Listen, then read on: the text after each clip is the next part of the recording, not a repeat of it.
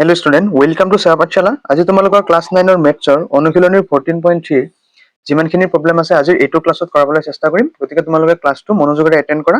প্ৰথমৰ পৰা শেষলৈ ক্লাছটো চাবা, গোটেইখিনি প্ৰবলেম আজিৰ এইটো ক্লাছতে শেষ কৰি দিম। চোৱা 14.3 ৰ প্ৰথম কুৱেশ্যনটো আমাক কি দিছে যে বিশ্বৰ সকলোতে 15 to 44 বছৰ বয়সৰ মহিলাৰ মাজত অসুস্থতা আৰু মৃত্যুৰ কাৰণ বিচাৰি কোনো এটা সংগঠনে এক জৰীপ চলাইছিল, নিম্নোক্ত তথ্যসমূহ পাৰ্চেণ্টেজত লাভ কৰিছিল। প্ৰথমতে আমাক কৈছে যে প্ৰসৱকালীন স্বাস্থ্যৰ অৱস্থাত মহিলাৰ মৃত্যুৰ হাৰ কিমান 31.8। তাৰপিছত স্নায়ৱিক মনোবিকাৰগ্ৰস্ত অৱস্থাত কিমানজন মৃত্যু হয় মহিলাৰ যে 25.4। এনেকে অন্যান্য কাৰণসমূহ এনেকে চব দিয়া আছে। আমাক কি কৈছে উপৰোক্ত তথ্যখিনিক লৈখিকভাৱে উপস্থাপন কৰিব দিছে। আমাক চোৱা লৈখিকভাৱে উপস্থাপন কৰিব হলে তোমালোকৰ যিটো গ্ৰাফৰ বহি আছে বা তোমালোকে এনেকৈ বহি প্লেন বহিটো কৰিব পাৰা। মই প্লেন বহিতে তোমালোকক কৰাম। প্লেন বহিত কৰিলে মানে বস্তুখিনি আনুমানিকভাৱে ঠিক ঠাক হৈ যায় আৰু যেটো গ্ৰাফৰ বহিত লিখিলে একদম মানে একুৰেট হ'ব লাগে আৰু গতিকে তোমালোকৰ গ্ৰাফৰ বহিত মই নেদেখুৱাম, মই প্লেনৰ বহিতে দেখুৱাম। এনেকৈ কৰিলেও হ'ব। এতিয়া আমি ফাৰ্ষ্ট লৈখিকভাৱে উপস্থাপন কৰাৰ আগতে তোমালোকে এটা বস্তু জানিব লাগিব। চোৱা মই দেখুৱাই দিছো। তোমালোকে সংখ্যা ৰেখা নিশ্চয় বহুৱাইছে। চোৱা তোমালোকে গ্ৰাফ ৰিপ্ৰেজেন্টেশন কেনেকৈ কৰে চোৱা যে ইফালে যিটো সোঁফালে থাকে এইটো +x আৰু বাওঁফালে থকাটো -x, ওপৰত থকাটো প্লাছৰ y, তলফালে থকাটো মাইনাছৰ y। এই বস্তুটো জানিব লাগিব। এতিয়া আমি কি কৰিম ইয়াতে চোৱা যে অনুশীলনী 14.3 অনুশীলনী 14.3 ঠিক আছে।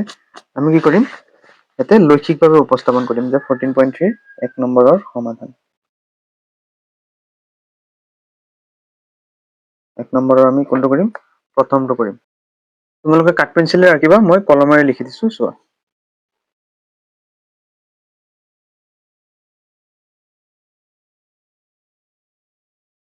এনেকে ধুনীয়াকে আঁকি ল'বা। ওপৰত যেটো আছে এটো কি প্লাছৰ y অক্ষ আৰু ইফালে যেটো আছে এটো কি ইফালে যেটো আছে এটো আমি কি বুলি দিম যে প্লাছৰ x অক্ষ। হল এতিয়া চোৱা আমি কি কৰিম যে 5 ইউনিট কে লম। চোৱা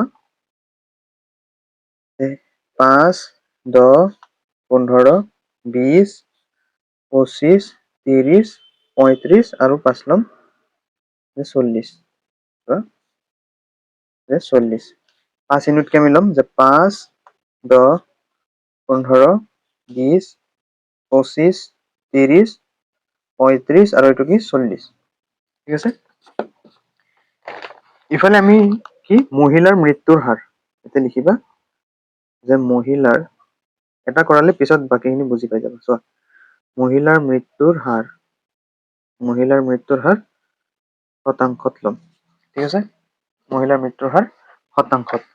আৰু ইফালে চোৱা আমাক যিখিনি দিয়া আছিল প্ৰথমতে চোৱা যে প্ৰসৱকালীন স্বাস্থ্যৰ অৱস্থা।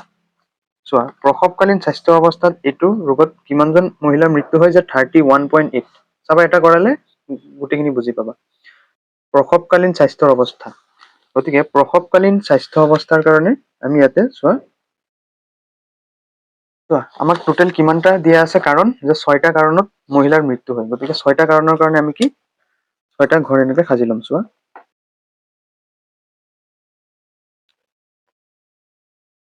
এইটো এটা কাৰণ ললো, এইটো এটা কাৰণ। ঠিক আছে। অকমান ঠাই এৰি দিব লাগিব, গতিকে ঠাই এৰি দিছো। এইটো এটা কাৰণ। কেইটা কাৰণ হল দুটা কাৰণ। 6টা কাৰণ দুটা, এইটো এটা কাৰণ হল কেইটা 3টা কাৰণ। তাৰপিছত এইটো এটা কাৰণ 4টা আৰু কেইটা কাৰণ লাগে দুটা কাৰণ লাগে ন আৰু দুটা লাগে। চোৱা তাৰপিছত এইটো এটা কাৰণ, তাৰপিছত এইটো এটা কাৰণ। এটা হল 1 2 3 4 1 2 3 4 5 6 6টা কাৰণ হৈ গল আমাৰ। এটা আমি ধুনীয়াকে কৰিব পাৰিম। চোৱা ফাৰ্ষ্ট আমাক কৈছে যে প্ৰসৱকালীন স্বাস্থ্যৰ অৱস্থাত মৃত্যু হয় কিমান 31.8। গতিকে চোৱা প্ৰথমটোৰ কাৰণে কি 31.8 31.8 30 আৰু 35ৰ ভিতৰত কেইটা আছে চোৱা 1 31 32 33 34 35 36 37 38 39 40। এটা টোটাল কেইটা 10টা ঘৰ থাকিব হয় নহয়। গতিকে 10টা ঘৰ থাকিলে ইয়াতে কি চোৱা যে 31.8 আমাক কৈছে ন, 31 মানে কি এই ইয়ালৈকে হ'ব, যে 31 বুজি পাইছা, 31 ইয়ালৈকে হ'ব। গতিকে এইফালে এনেকে আঁচ দি ল'বা। চোৱা মই ধুনীয়াকে তোমালোকক দেখুৱাই দিছো, যিহেতু ইয়াৰ পৰা আমাৰ এইখিনিলৈকে হ'ব ন, গতিকে 31 কোনখিনিলৈকে আছে, ইয়ালৈকে। বুজি পাইছা, একদম একুৰেট ধৰিব লাগিব 31। তাৰপিছত এনেকে লগাই দিবা। তোমালোকে কাঠ পেঞ্চিলে কৰিবা, মই যিহেতু কলমেৰে কৰাই দিছো। হ'ব, এনেকে কৰাৰ পিছত তোমালোকে এইটো এনেকে কাঠ পেঞ্চিলেৰে ধুনীয়াকে কালাৰিং কৰি দিবা।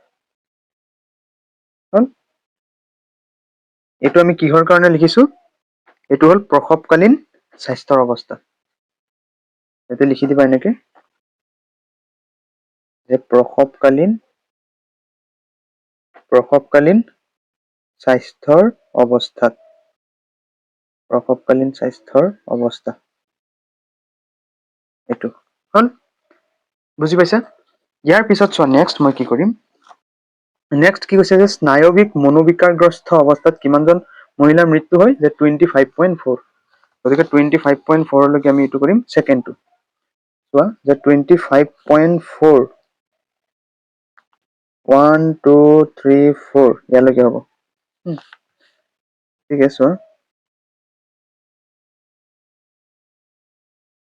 25.4 ইয়ালৈকে ন, ইফালে এক ঘৰ বাদ দি ইয়াতে হ'ব ন,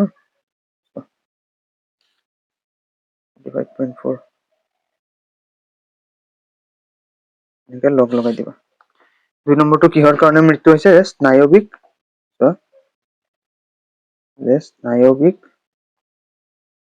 মনোবিকাৰগ্ৰস্ত অৱস্থা, মনোবিকাৰগ্ৰস্ত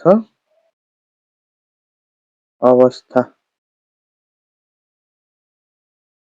স্নায়ৱিক মনোবিকাৰগ্ৰস্ত অৱস্থাত 25.4% মহিলাৰ মৃত্যু হয়। এনেকে দি দিবা, ধুনীয়াকে হৈ যাব। হ'ল, ইয়াৰ পিছত থাৰ্ডটো আমাক কি কাৰণত দিছে চোৱা, মই দেখুৱাই দিছো। 3 নম্বৰ যিটো কাৰণ, সেইটো হ'ল আঘাতৰ সমস্যা। আঘাতৰ সমস্যাত কিমানজন মহিলাৰ মৃত্যু হয়, যে 12.4, 12.4। গতিকে 12.4 ক'ত হ'ব, ইয়াতে হ'ব, হয় নহয়, 10 11 12, 12.4 একুৰেট ইমানলৈকে হ'ব। হ'ল, গতিকে চোৱা এইফালে আমি এনেকে কৰিম, এইখিনি অকমান ঠাই এৰি এইখিনি হ'ব ন 12.4, এইটো হৈ যাব 12.4। হ'ব, 12.4 এইটো এনেকে স্কেচ কৰি দিবা। এইটো কি যে আঘাতৰ সমস্যা, আঘাতৰ সমস্যা। হ'ল, ইয়াৰ পিছত চোৱা, ইয়াৰ পিছতো কি আছে, হৃদযন্ত্ৰ সম্পৰ্কীয় অৱস্থাত কি 4.3, 4.3 কিমান 4.3 মানে কি, এই 5তকৈ অকমান কম হ'ব। চোৱা 4.3, 1 2 3 4, 4.3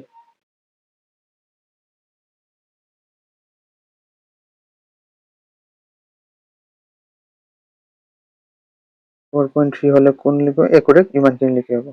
ইমানখিনিলৈকে হলে কি হ'ব চোৱা, 4.3 হ'ল, 4.3 ইমানলৈকে হ'ব। এইটো কিহৰ কাৰণে মৃত্যু হয় বুলি কৈছে, যে হৃদযন্ত্ৰ সম্পৰ্কীয়, যে হৃদযন্ত্ৰ সম্পৰ্কীয় অৱস্থাৰ কাৰণে মৃত্যু হয়। হ'ল, ইয়াৰ পিছতো আমাক কি কৈছে চোৱা, যে শ্বাস প্ৰশ্বাস সম্পৰ্কীয় অৱস্থাৰ কাৰণে কি 4.1। গতিকে 4.3 ইয়ালৈকে আছিল, গতিকে অকমান কম দিলেই এইটো হৈ যাব। হ'ল, সেইটো কাৰণে এনেকুৱা প্লেন বহীত এইবিলাক অংক কৰোঁতে ইমান পৰীক্ষাত মাৰ্কছ কম পোৱাৰ চান্সটো কি হৈ থাকে, ইমান হেৰি নাথাকে, নম্বৰ কাটিব নোৱাৰে, আৰু সেইটো কাৰণে প্লেনত কৰাৰ চেষ্টা কৰিব লাগে। শ্বাস প্ৰশ্বাস সম্পৰ্কীয় অৱস্থা, শ্বাস প্ৰশ্বাস সম্পৰ্কীয় অৱস্থা, সম্পৰ্কীয় অৱস্থা। ইয়াৰ পিছত কি আছে চোৱা, ইয়াৰ পিছত আছে অন্যান্য কাৰণসমূহ কি 22, অন্যান্য কাৰণসমূহ কি 22, চোৱা 20, 21, 22 ইমানলৈকে হ'ব ন, 22 ঠিক আছে। চোৱা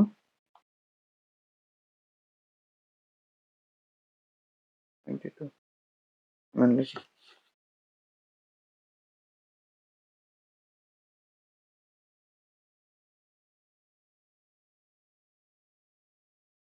এইটো কি যে অন্যান্য কাৰণ,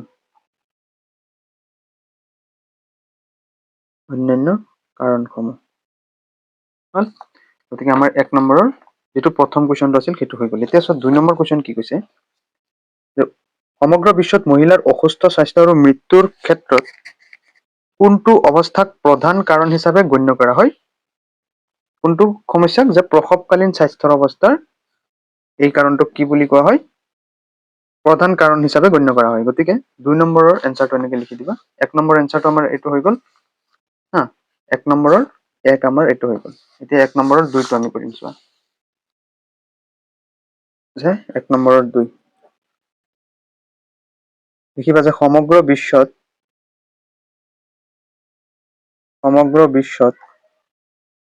মহিলাৰ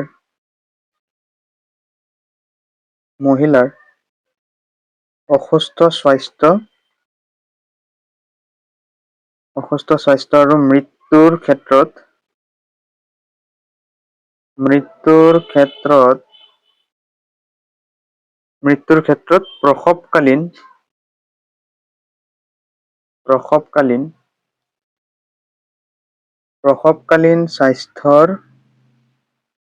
প্ৰসৱকালীন স্বাস্থ্যৰ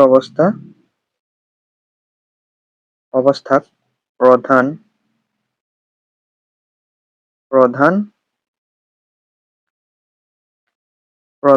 কাৰক হিচাপে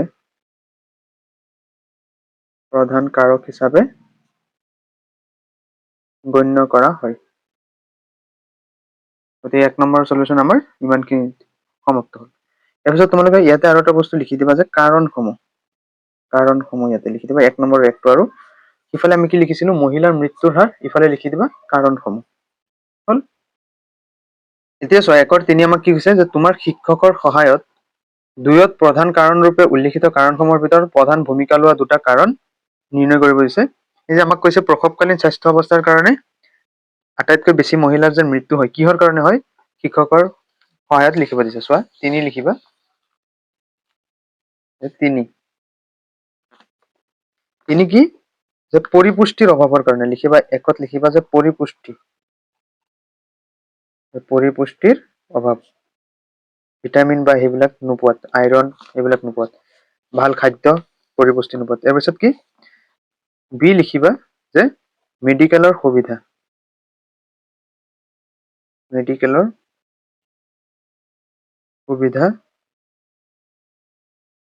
কম আৰু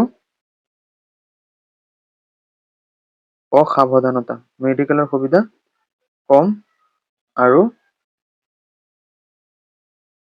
অসাৱধানতা। পৰিপুষ্টিৰ অভাৱ আৰু মেডিকেলৰ সুবিধা। কিছুমান গাঁৱলীয়া ঠাই আছে, ধৰা মেডিকেলত লৈ যোৱাতে কি হয় অকমান দেৰি হৈ যায়, সুবিধা নাই বা কম আছে মেডিকেলৰ সুবিধা, আৰু কি অসাৱধানতা মানে কি সাৱধানতা খিনি পালন নকৰে, সেইটো কাৰণে কি বেছিভাগ মহিলা প্ৰসৱকালীন স্বাস্থ্যৰ কাৰণে মৃত্যু হয়। হ'ল। এতিয়া নেক্সট 2 নম্বৰ কুৱেশ্যন আমি যাওঁ। 2 নম্বৰ কুৱেশ্যনত চোৱা,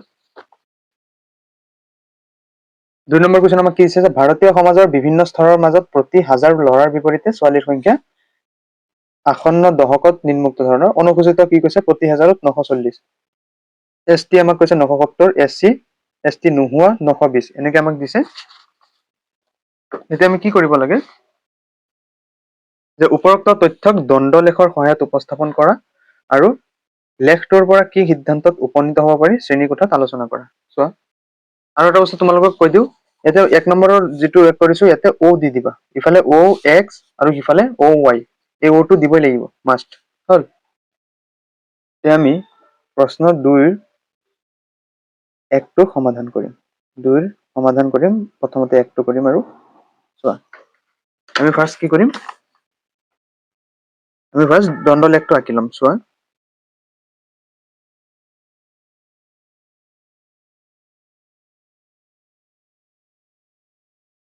ধুনীয়াকৈ এনেকৈ কাঠ পেঞ্চিলে লিখি ল'বা।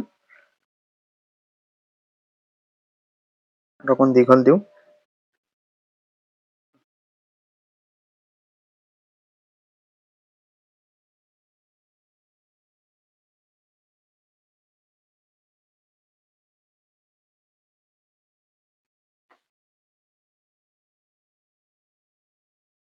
হ'ল। ইয়াতে দিবা O, ইফালে কি Y, আৰু ইফালে কি X, হয়নে নহয়? এতিয়া চোৱা, আমাক কি কৈছিলে যে প্ৰতি 1000 ল'ৰাৰ বিপৰীতে ছোৱালীৰ সংখ্যা। প্ৰতি 1000 ল'ৰাৰ বিপৰীতে ছোৱালীৰ সংখ্যাটো আমি কোনফালে লিখিম? সিফালে লিখিম। আৰু তলফালে কি লিখিম? যে SC ST স্তৰসমূহ তলফালে লিখিম, হয়নে নহয়? আমি ফাৰ্ষ্ট কি কৰিম চোৱা, আমাক কি কৈছে 940, 970, 920 এনেকে আছে। আমি কি ল'ম? যে 100ৰ পৰা 200, 200ৰ পৰা 300 এনেকে ল'ম, হয় নহয়? এনেকে লৈ আমি কি কৰিম? বস্তুটো ৰিপ্ৰেজেন্টেশ্যন কৰিম। চোৱা, এইফালে কি লিখিম? যে প্ৰতি 1000 ল'ৰাৰ বিপৰীতে ছোৱালীৰ সংখ্যা। ইফালে লিখিবা যে প্ৰতি 1000 ল'ৰাৰ বিপৰীতে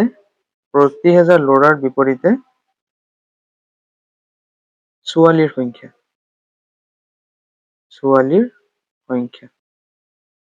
হ'ল ইফালে। আৰু তলফালে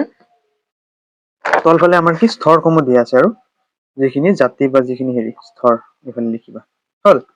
এতিয়া আমি কি কৰিম? চোৱা, এনেকে 0ৰ পৰা 5 এইখিনিলৈকে 100, তাৰপিছত 200, 300, 400, 500, 600, 700, 800, তাৰপিছত 900, 1000।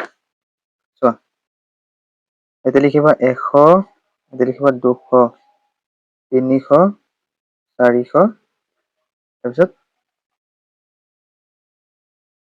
500, 600, 700, 800, 900, 1000। হ'ল। আৰু ইফালে আমাৰ টোটেল স্তৰ কেইটা দিয়া আছিল চোৱা, 1 2 3 4 5 6 7। গতিকে ইফালে 7টা স্তৰ, আমি 7টা স্তৰৰ কাৰণে আমি কি কৰিম? ঠাই ৰাখি ল'ম। চোৱা,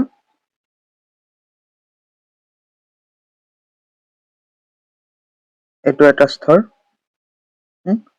তাৰপিছত এইটো এটা, 2টা স্তৰ হ'ল, 3টা স্তৰ, তাৰপিছত চোৱা 3টা স্তৰ, 4টা, 5টা, 6টা, আৰু এটা লাগিব ন? এইটো এটা 7টা স্তৰ হ'ল। হ'ল। এই 7টা স্তৰৰ আমাৰ ফাৰ্ষ্ট অনুসূচিত SC কিমান দিয়া আছে? 940। 940, চোৱা 940 আমি এটা হেৰিত কিমান কৰিছো? 10কে, হয় নহয়? 940, চোৱা 10, 20, 30, 40, 940 মানলৈকে হ'ব। গতিকে 1 নম্বৰটো চোৱা, 940, ইয়াৰ পৰা ইয়াৰ ন, 940, এইখিনি এনেকে আঁচ দি দিবা, 940।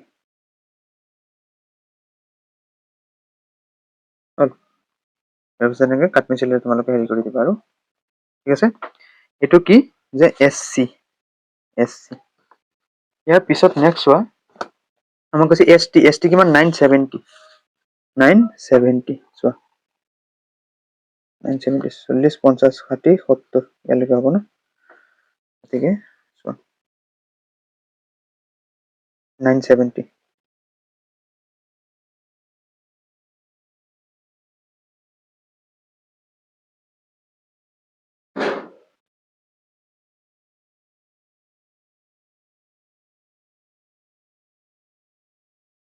ৰ'ব, 970 এইটো কি? যে ST।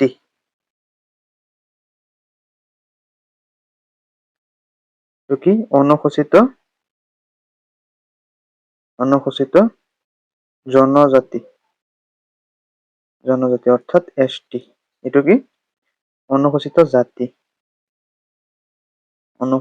জাতি অৰ্থাৎ SC। হ'ল, এনেকে লিখি দিবা। আৰু ইয়াৰ পিছৰটো কি আছে চোৱা, যে SC বা ST নোহোৱা 920। কিমান? 920। গতিকে চোৱা 920 অৰ্থাৎ 10, 20 এইটো হ'ব, হয় নহয়? ইমানখিনিলৈকে। গতিকে এনেকে লিখি ল'বা যে 920। 920 এইটো হ'ব এনেকে 920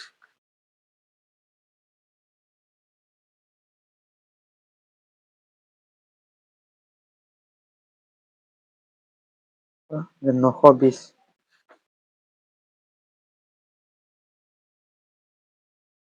এইটো কি শ্ৰেণী যে SC ST নোহোৱা SC ST নোহোৱা হ'ল ইয়াৰ পিছত চোৱা যে পিছপৰা জিলা 950 পিছপৰা জিলা কিমান যে 950 এইখিনিলৈকে হ'ব 900 10 20 30 40 50 950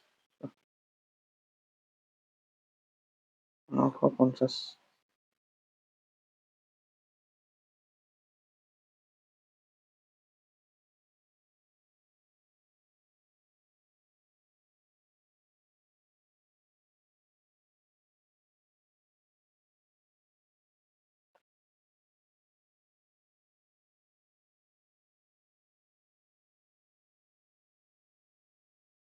950 এইটো কি যে পিছপৰা জিলা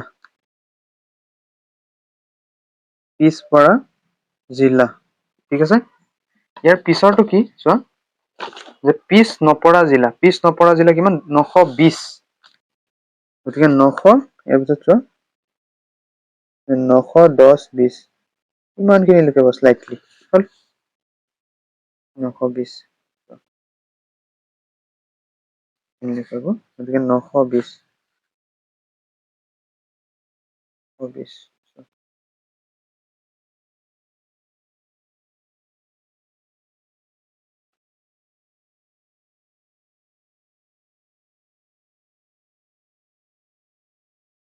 920 এইটো কি যে পিছ নপৰা জিলা এইটো আছিলে পিছপৰা এইটো কি পিছ নপৰা জিলা হ'ল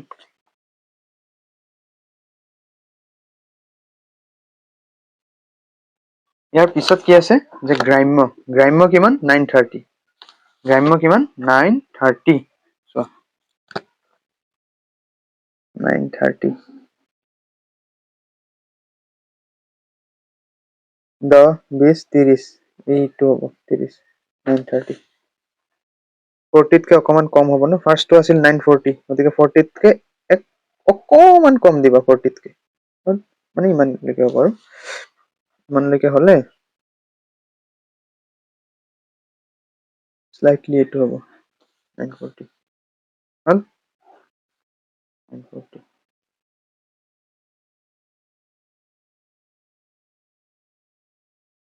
এইটো কিহৰ যে গ্ৰাম্য এইটো কি গ্ৰাম্য আৰু এটা বাকী আছে এইটো হ'ল নগৰীয়াত কিমান আছে চোৱা 9 10 910 গতিকে 900 আৰু এক এটা বেছি হ'ব 900তকে হ'ল 910 চোৱা 900 এইটো 900 900 আৰু এইটো হ'ব 10 হয়নে গতিকে এইটো চিধা চিধি যোৱা এইটো এনেকে বুজি পাইছা 910 হ'লে ইমানটো হ'ব 910 এইটো কি যে নগৰীয়া 910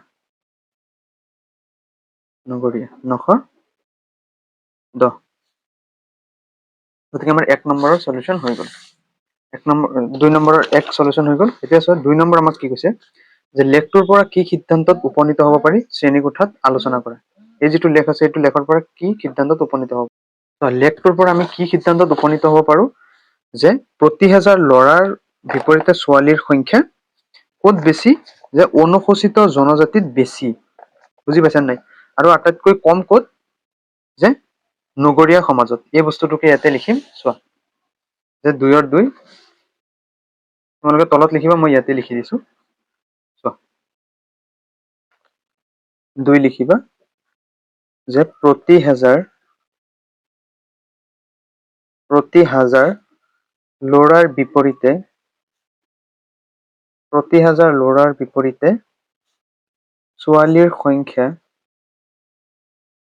ছোৱালীৰ সংখ্যা ছোৱালীৰ সংখ্যা অনুসূচিত জনজাতিৰ বেছি। জনজাতিৰ কি বেছি। আৰু এটা সিদ্ধান্তত কি উপনীত হ'ব পাৰো যে প্ৰতি হাজাৰ ল'ৰাৰ বিপৰীতে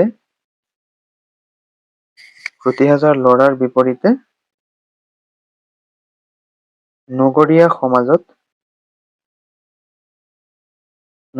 সমাজত ছোৱালীৰ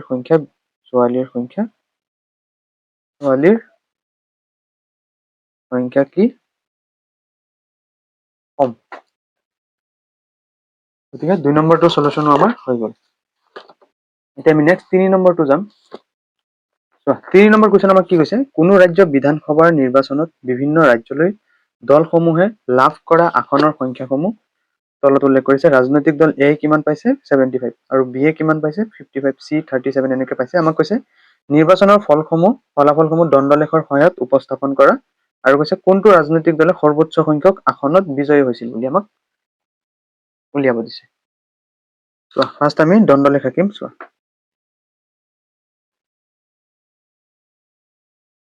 ইফালে কি y, তাৰপিছত এইটো হ'ল o, তাৰপিছত চোৱা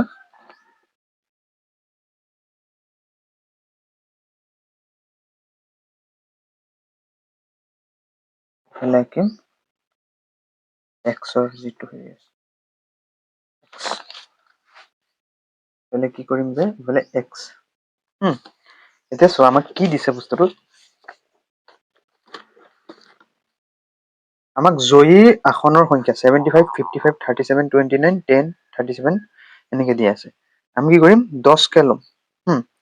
10 ইউনিটকে ল'লে কি হ'ব, ইফালে 10 এনেকে 10 কে ল'লে ভাল হ'ব। চোৱা 5 কে ল'লে 55, 75 লৈ হ'ব, মানে কি বহুত কেইটা ওপৰত ঠাই লাগিব। গতিকে 10 হেৰিকে ল'ম আৰু ইফালে কি লিখিম ৰাজনৈতিক দল। চোৱা মানে এইফালে কি লিখিম ৰাজনৈতিক দলসমূহ লিখিম। ৰাজনৈতিক দলসমূহ ইফালে লিখিম। মানে আৰু ৰাজনৈতিক দলসমূহে কিমান আসন পাইছে, জয়ী আসনৰ সংখ্যা ইফালে লিখিম। জয়ী আসনৰ সংখ্যাসমূহ আমি ইফালে লিখিম। হ'ল। এতিয়া চোৱা ৰাজনৈতিক দল আমাৰ কেইটা আছে, চোৱা ABCDEF 1 2 3 4 5 6টা আছে। গতিকে ইফালে আমি কেইটা ঘৰ সাজিম যে 6টা ঘৰ সাজিম। আৰু সিফালে আমি কি কৰিম 5 কে ল'ম। চোৱা পুৰা মনোযোগেৰে চাবা। আচ্ছা এইফালে আমি 10 কে ল'ম, 5 কে নহয়, চৰি। চোৱা এইখিনিলৈকে চোৱা, ইয়াৰ পৰা এইখিনি 10 20 30 40 50 60 70, তাৰপিছত 70 80 90 100। এতিয়া ল'ম 10, এতিয়া 20 30 40 50 60 70 80 90 আৰু এইফালে 100। হ'ল। আৰু এইফালে ৰাজনৈতিক দল 6টা আছে হয় নহয়, গতিকে চোৱা 6টাৰ কাৰণে আমি ঘৰ সাজি ল'ম। চোৱা এইখিনিৰ পৰা এইখিনিলৈ এটা ৰাজনৈতিক দল, এইখিনিৰ পৰা এইখিনি 2টা, এইখিনিৰ পৰা এইখিনি 3টা, তাৰপিছত 4টা আৰু কেইটা 2টা, 4টা, ইয়াৰ পৰা এইখিনি এটা 5টা আৰু ইয়াৰ পৰা এটা 6টা। 6টা ৰাজনৈতিক দল। এতিয়া চোৱা ফাৰ্ষ্ট যিটো ৰাজনৈতিক দল আছে, ফাৰ্ষ্ট ৰাজনৈতিক দল এ কিমান পাইছে আসন 75টা। গতিকে 75 এই 70 আৰু 80ৰ মাজত হ'ব হয় নে নহয়। 75 কোনখিনিত হ'ব যে এইখিনিত হ'ব, হয়নে। গতিকে এইখিনিত আমি এনেকে আনিম। চোৱা 75 এইটো প্ৰথম ৰাজনৈতিক দলটো 75।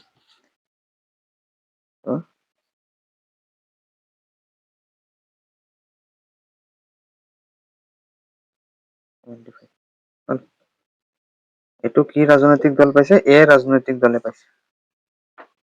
এইটো এ ৰাজনৈতিক দলে। তাৰপিছত চোৱা নেক্সট বি ৰাজনৈতিক দলৰ আসন কিমান পাইছে, জয়ী হোৱা আসনৰ 55। গতিকে 50 আৰু 60ৰ মাজত হ'ব 55, হয় নে নহয়, এইখিনিত হ'ব। হ'ল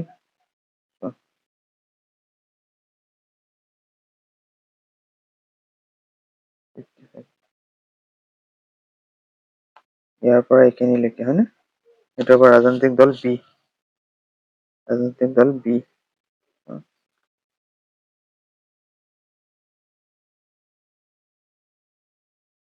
এটাকে ৰাজনৈতিক দল বি। তাৰপিছত চোৱা নেক্সট ৰাজনৈতিক দল চি কিমান চোৱাচোন। চি হৈছে 37, চি হৈছে কিমান 37। গতিকে চোৱা 37 ক'ত হ'ব? 30 আৰু 40 মাজত হয় নহয়? 5 6 7 ইমানলৈকে 37 হ'ল। চোৱা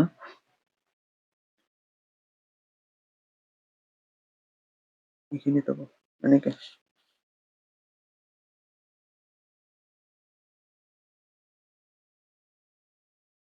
ৰাজনৈতিক দল চি হ'ল। তাৰপিছত নেক্সট ৰাজনৈতিক দল ডি কিমান চোৱা। ডি এ কিমান পাইছে 29। গতিকে 20 আৰু 30ৰ ভিতৰত এইটো 29 এইখিনিলৈকে হ'ব হয়নে? গতিকে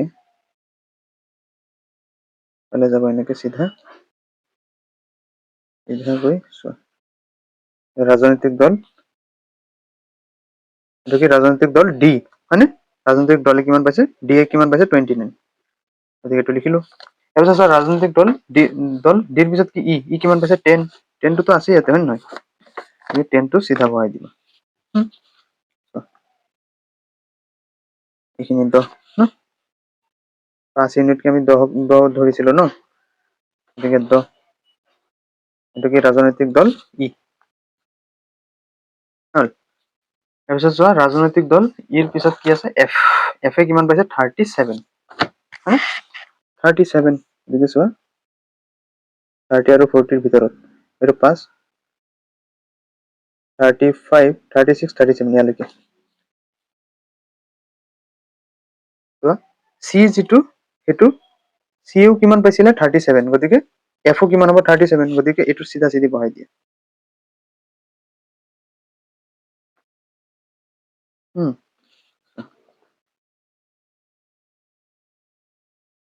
চিধা চিধি এনেকে বহাই দিছো। এইটো কি এফ। এফ ৰাজনৈতিক দলে কিমান পাইছে 37 পাইছে। গতিকে আমাৰ 3ৰ 1টো আমাৰ সলিউশন হৈ গ'ল। 3ৰ 1 হৈ গ'ল হ'ল। এতিয়া নেক্সট যে আমাক 3 চোৱা 3ৰ 1 আমাৰ কমপ্লিট হৈ গ'ল। 3ৰ 1 আমাৰ কমপ্লিট হ'ল। এতিয়া 3ৰ বি আমাক কৈছে কোনটো ৰাজনৈতিক দলে সৰ্বোচ্চ সংখ্যক আসনত জয়ী হৈছিল বা বিজয়ী হৈছিল। কোনটো? যে এ। গতিকে 3ৰ 2টো লিখি দিবা। 3ৰ 2 যে সৰ্বোচ্চ সংখ্যক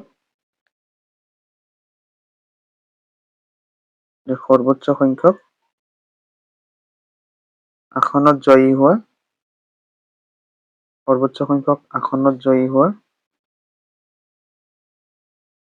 ৰাজনৈতিক দলটো হ'ল এ। ৰাজনৈতিক দলটো হ'ল এ। আমাৰ 3ৰ সলিউশন হৈ গ'ল দুয়োটা। 3ৰ 1 আৰু 3ৰ 2 আমাৰ সলিউশন হৈ গ'ল। এতিয়া 4 নম্বৰ কুৱেশ্যন আমি কৰিম যে এডাল গছৰ 40টা পাতৰ দিশ আসন্ন মিলিমিটাৰতকৈ মিলিমিটাৰলৈ জুখি উলিওৱা হ'ল আৰু প্ৰাপ্ত তথ্যসমূহক নিম্নোক্ত তালিকাত উল্লেখ কৰা হ'ল। দিশ মিলিমিটাৰত দিছে যে 118 পৰা 126। আমাক কি কৰিব দিছে? প্ৰদত্ত তথ্যখিনিৰ এটা স্তম্ভলেখ অংকন কৰিব দিছে। আৰু ইয়াতে ইংগিত এটা দিছে যে প্ৰথমে শ্ৰেণী অন্তৰালবোৰ অবিচ্ছিন্ন ৰূপত প্ৰকাশ কৰিব দিছে। এই বস্তুটো এটা মোষ্ট ইম্পৰ্টেণ্ট। তোমালোকে এই বস্তুটো মই আজি ধুনীয়াকে সহজ নিয়ম এটা শিকাই দিম। তোমালোকে চাবা একদম ধুনীয়াকে হৈ গৈছে। প্ৰথমে শ্ৰেণী অন্তৰালবোৰ কি অবিচ্ছিন্ন ৰূপত প্ৰকাশ কৰিব দিছে। এই বস্তুটো চোৱা 4ৰ সমাধান। 4ৰ সমাধান 1 কৰিম আমি চাবা। প্ৰথমে আমাক অবিচ্ছিন্ন ৰূপত হেৰি কৰিব দিছে ন, চোৱা।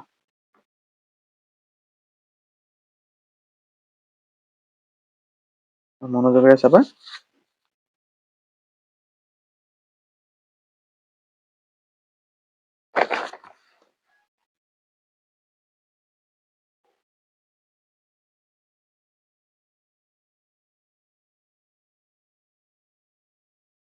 আমি 3টা হেৰি কৰি ল'ম। ফাৰ্ষ্ট দিশ, তাৰপিছত মাজৰটো আমি হেৰি কৰিম অবিচ্ছিন্ন ৰূপত আমি দেখুৱাম।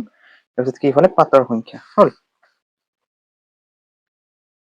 এনেকৈ ক্লজ কৰি দিম। চোৱা ইয়াতে দিম যে দিক, চোৱা ইয়াতে লিখিবা শ্ৰেণী অন্তৰাল বুলি, ইয়াতে লিখিবা শ্ৰেণী অন্তৰাল। ইয়াৰ পিছত আমি এই শ্ৰেণী অন্তৰালৰ যিখিনি সেই সংখ্যা ওলাব সেই সংখ্যাটো লৈ আমি কি কৰিম, স্তম্ভলেখ আঁকিম। চোৱা শ্ৰেণী অন্তৰাল 118 পৰা আমাক প্ৰশ্ন দিয়া আছে 118 পৰা 126, ইয়াৰ পিছত 127 পৰা 135, ইয়াৰ পিছত 136 পৰা 144, ইয়াৰ পিছত 145 পৰা 153, ইয়াৰ পিছত 154 পৰা 162, ইয়াৰ পৰা 163 পৰা 171, 172 পৰা 180 হ'ল। ইয়াৰ পিছত আমাক ইফালে কিমান দিয়া আছে 3, ইয়াৰ পিছত 5, 9, 12, 5, 4, 2 হ'ল। এতিয়া চোৱা শ্ৰেণী অন্তৰাল আমি কেনেকৈ উলিয়াম, এইটো নিয়মটো শিকি লোৱা। এই 126 আৰু 127 এই দুটা সংখ্যা ল'ম। 127 পৰা 126 গ'লে কিমান 1। এতিয়া আমি 1ক কি কৰিম 2ৰে হৰণ কৰিম। 2ৰে হৰণ কৰিলে কি হ'ব 0.5 হ'ব। হাফ মানে কি 0.5। এতিয়া কি কৰিম, এই 118 পৰা 0.5 মাইনাছ কৰিম আৰু 126ৰ লগত 0.5 প্লাছ কৰিম। বুজি পাইছে?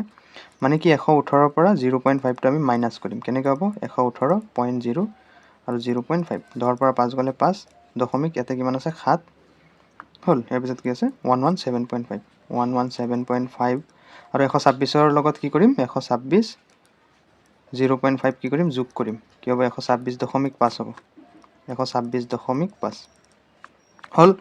তাৰপিছত আকৌ কি কৰিম, এই তোমালোকে কি কৰিবা, বাকী আৰু একো কৰাৰ দৰকাৰ নাই, এটা শ্বৰ্ট ট্ৰিক শিকাই দিছোঁ। এই 126.5টো ইয়াতে বহাই ল'বা, 126.5 ইয়াতে বহাবা আৰু কি হ'ব 135ৰ লগত কি 0.5 এটা আকৌ এড হ'ব, হয় নহয়? গতিকে 135.5 হ'ব। বুজি পাইছা? আকৌ কি কৰিবা, এই 135.5টো ইয়াতে বহাই সিফালে কি কৰিম 144.5 হৈ যাব। আকৌ এই 144.5টো ইফালে আনি আকৌ কি কৰিম যে সিফালে 153.5 হ'ব। আকৌ 153.5ৰ লগত 162.5 হ'ব, 162.5ৰ লগত 171.5 হ'ব, আকৌ 171.5ৰ লগত 180.5 হ'ব, হয়নে? এতিয়া চোৱা আমি এই শ্ৰেণী অন্তৰালখিনি লৈ আমি কি কৰিম স্তম্ভলেখ। চোৱা ওপৰত আমাক কি দিছিলে দণ্ডলেখ, ইয়াতে কি স্তম্ভলেখ। এটা কথা এই দুটাৰ মাজৰ পাৰ্থক্যটো মনত ৰাখিবা, স্তম্ভলেখ যিটো আছে এইটো এটাৰ লগত আনটো কি থাকিব এনেকৈ মিহলি হৈ থাকিব বা লগ লাগি থাকিব, কিন্তু কি দণ্ডলেখটো কি আছিল এটাৰ পিছত আৰু এটা ছেপাৰেটলি আছিল, কিন্তু দণ্ডলেখটো ছেপাৰেটলি আছিল, স্তম্ভলেখ কি হ'ব লগ লাগি থাকিব। গতিকে আমি ইয়াতে এতিয়া কি কৰিম যে স্তম্ভলেখ অংকন কৰিম। স্তম্ভলেখ অংকন কৰিব হ'লে মই ফাৰ্ষ্ট কি কৰিম চাবা, আগৰটো নিচিনা ঠিক একেদৰে চোৱা ইফালে এনেকৈ দিম আৰু ইফালে এনেকৈ আঁকিম। এতিয়া চোৱা আমি ইফালে দিম যে পাতৰ সংখ্যা, ইফালে কি দিম যে পাতৰ সংখ্যা, পাতৰ সংখ্যা দিম ইফালে, আৰু এইফালে কি দিম, এইফালে দিম তোমাৰ এই যিখিনি শ্ৰেণী অন্তৰাল আমি লিখিছো এই শ্ৰেণী অন্তৰালখিনি আমি ইফালে দিম, যে শ্ৰেণী অন্তৰাল ইফালে, শ্ৰেণী অন্তৰাল, শ্ৰেণী অন্তৰাল। এতিয়া চোৱা পাতৰ সংখ্যাটো আমাৰ কি আছে যে 2, 4, 5, 12, 9, 3 এনেকৈ আছে, হয়নে? গতিকে আমি কি ল'ম, গতিকে আমি 2কে হেৰি ল'ম। চোৱা চোৱা এইটো ল'ম 2, তাৰপিছত 4, 6, 8, 10, 12, তাৰপিছত 14, এইফালে আৰু দুটা দি দিওঁ 14, 16, আটাইতকৈ ডাঙৰ কোনটো আছে 12লৈকে আছে, গতিকে 14লৈকে দিলেই হৈ যায়। চোৱা এতিয়া এইটো হ'ব 2, 4, 6, 8, 10, 12, 14, 16 হ'ল। আৰু ইফালে কি দিম শ্ৰেণী অন্তৰাল, শ্ৰেণী অন্তৰাল 1175 কেইটা আছে চোৱা, এটা দুটা 1 2 একেটাই ন, 1 2 3 4 5 6 7 8 এতিয়া কেইটা দিম 8টা দিম ইফালেও কেইটা দিম আমি 8টা বনাম সো 1 2 3 4 5 6 7 8 8টা আছে গতিকে ফাৰ্ষ্টটো কি যে 117.5 এইটো হ'ব 117.5 ইয়াৰ পিছৰটো কি হ'ব চোৱা এইখিনি লিখি আছো আৰু তাৰপিছত হ'ব 126.5 126.5 ইয়াৰ পিছৰটো হ'ব 135.5 135.5 ইয়াৰ পিছৰটো হ'ব 144.5 ইয়াৰ পিছত 153.5 ইয়াৰ পিছৰটো 162.5 ইয়াৰ পিছত 171.5 ইয়াৰ পিছত 180.5 হ'ল এতিয়া আমি ধুনীয়াকৈ কৰি যাম চোৱা বস্তুখিনি চোৱা ফাৰ্ষ্ট আমাক আমি যে 117.5 to 126.5 হা কিমানলৈকে আছে চোৱা পাতৰ সংখ্যা কিমান পাতৰ সংখ্যা 3 গতিকে আমি এই যিটো স্তম্ভ আছে এই স্তম্ভটো 3 লৈকে গতিকে চোৱা 2 2 তাৰপিছত মাজত হ'ব কি 3 গতিকে এইখিনিলৈকে হ'ব 3 ঠিক আছে গতিকে 3 টো কত হ'ব এইফালে যে ইয়ালৈকে হ'ব 3 এই স্তম্ভটোৰ ইমানলৈকে হ'ব 3 ঠিক আছে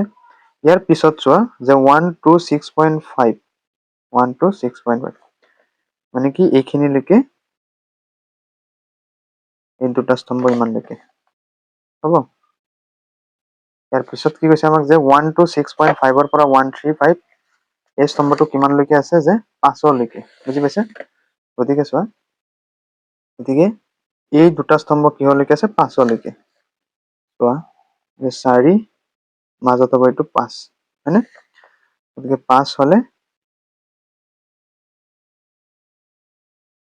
5 ন গতিকে ইয়াৰ পৰা ইয়ালৈকে 5 লৈকে হ'ব এইখিনি বুজি পাইছা তাৰপিছত এনেকে লগ লগাই দিবা হ'ল ইয়াৰ পিছত চোৱা আমাক কৈছে 135.5 ৰ পৰা 144.5 ৰ কিমানলৈকে যে পাতৰ সংখ্যা 9 গতিকে আমি 9 টো হেৰি কৰিম চোৱা ইয়াতে 8 8ৰ মাজত কি হ'ব 9 হ'ব এইখিনিত হ'ব 9 গতিকে 9 টো আমি চিধাকে এনেকে দি দিম এইটো চিধা আৰু এইফালে এইটো গতিকে 9 টো হৈ যাব আমাৰ এইখিনি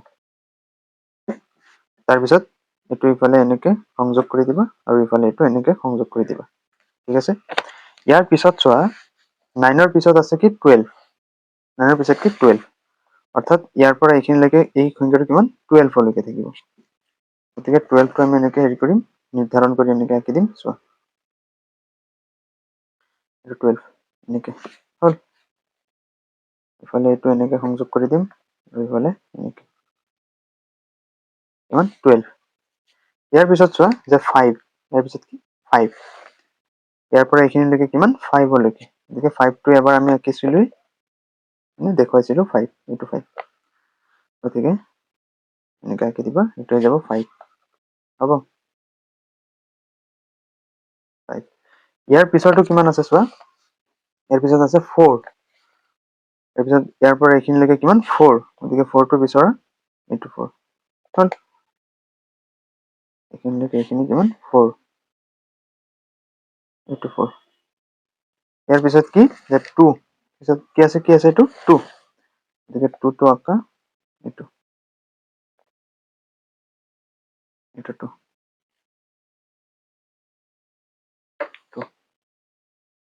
বুজি পাইছা এইফালে কি শ্ৰেণী অন্তৰালটো আমাৰ আছে গতিকে আমাৰ কি 4 ৰ 1 নম্বৰটো হৈ গ'ল 4 ৰ 1 আমাৰ হৈ গ'ল এতিয়া চোৱা নেক্সট 4 ৰ 2 নম্বৰ আমাক কুৱেশ্যনটোত কি কৈছে চোৱা 4 ৰ 2 আমাক কি কৈছে 2 যে একেখিনি তথ্যৰ বাবে অন্য কিবা উপযুক্ত লৈখিক উপস্থাপন আছেনে হয় আছে হয় নহয় কাৰণ ইয়াৰ সহায়ত আমি কি লিখিব পাৰো বাৰংবাৰতা অংকন কৰিব পাৰো হয় নহয় গতিকে এইটো লিখিবা চোৱা 2 নম্বৰটো মই লিখি দিছো তোমালোকে এনেকে লিখি ল'বা ধুনীয়াকৈ মই যেনেকৈ লিখো চোৱা 2 7 ৰ 2 টো হয় আছে হয় আছে।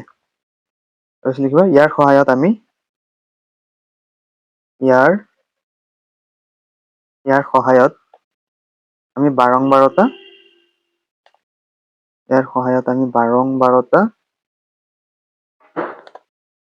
বাৰংবাৰতা বহুভুজ অংকন কৰিব পাৰো। বহুভুজ অংকন কৰিব পাৰো। হ'ল। তাৰপিছত থাৰ্ড আৰু এটা কুৱেশ্যন দিছে তিনি। চোৱা 3 নম্বৰ কুৱেশ্যনটো আমাক কি কৈছে যে সৰ্বোচ্চ সংখ্যক পাতৰ দিশ 153 মিলিমিটাৰ বুলি মন্তব্য আগবঢ়োৱা কথাটো শুদ্ধ হ'বনে? 153 মিলিমিটাৰ বুলি সৰ্বোচ্চ পাতৰ দিশ। এতিয়া চোৱা সৰ্বোচ্চ পাতৰ সংখ্যা কিমান ইয়াতে মই দেখুৱাই দিছো তোমালোকক। চোৱা যে সৰ্বোচ্চ পাতৰ সংখ্যা 145 পৰা 153 ভিতৰত আছে সৰ্বোচ্চ। এতিয়া 12টা পাতে যে 153 সংখ্যকৰ ভিতৰত আছে সেইটোতো ক'ব নোৱাৰো। হয়তো কোনোবাটো 141, 142, 143, 144 হয় নহয়, হয়তো 5টা 144ত আছে।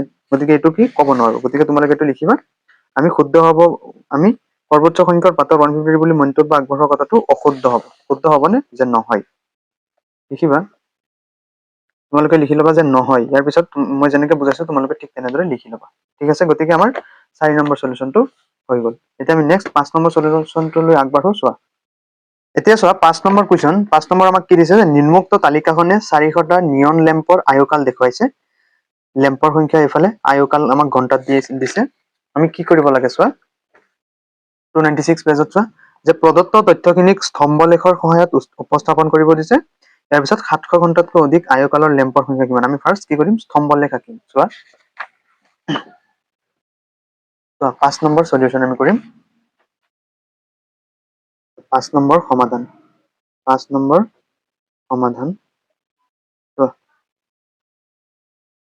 আমি কি কৰিম ইফালে লেম্পৰ সংখ্যা হেৰি কৰিম আৰু ইফালে কি আয়ুকালটো হেৰি কৰিম। চোৱা আমি ইফালে OY এটা হেৰি কৰিম, এইফালে এটা আঁকিম উলম্বভাৱে যে এইটো হ'ল OY মানে প্লাছৰ Y আৰু ইফালে আমি হেৰি কৰিম। চোৱা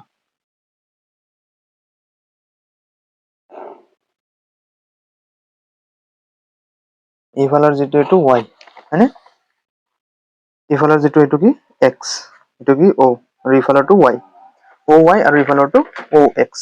আমি ইফালে কিহৰ সংখ্যা লিখিম যে লেম্পৰ সংখ্যা হয়নে, লেম্পৰ সংখ্যা। ইফালে লিখিলো লেম্পৰ সংখ্যা আৰু ইফালে আমি কি লিখিম, ইফালে লিখিম যে আয়ুকাল। ইফালে লিখিম যে আয়ুকাল ঘণ্টাত। হল। এতিয়া চোৱা এইফালে যে আয়ুকাল আছে, আয়ুকাল টোটেল কেইটা আছে চোৱা 300 পৰা 400 হয়, 400 পৰা 500, 500 পৰা 600, অৰ্থাৎ আমি কিমানলৈকে লিখিম যে 300ৰ পৰা 1000 লৈকে। কিমানটা হ'ব যে 300, 400 ধৰিব নোৱাৰিম 1 2 3 4 5 6 7 8টা ঘৰ আমি হেৰি কৰিম। হল।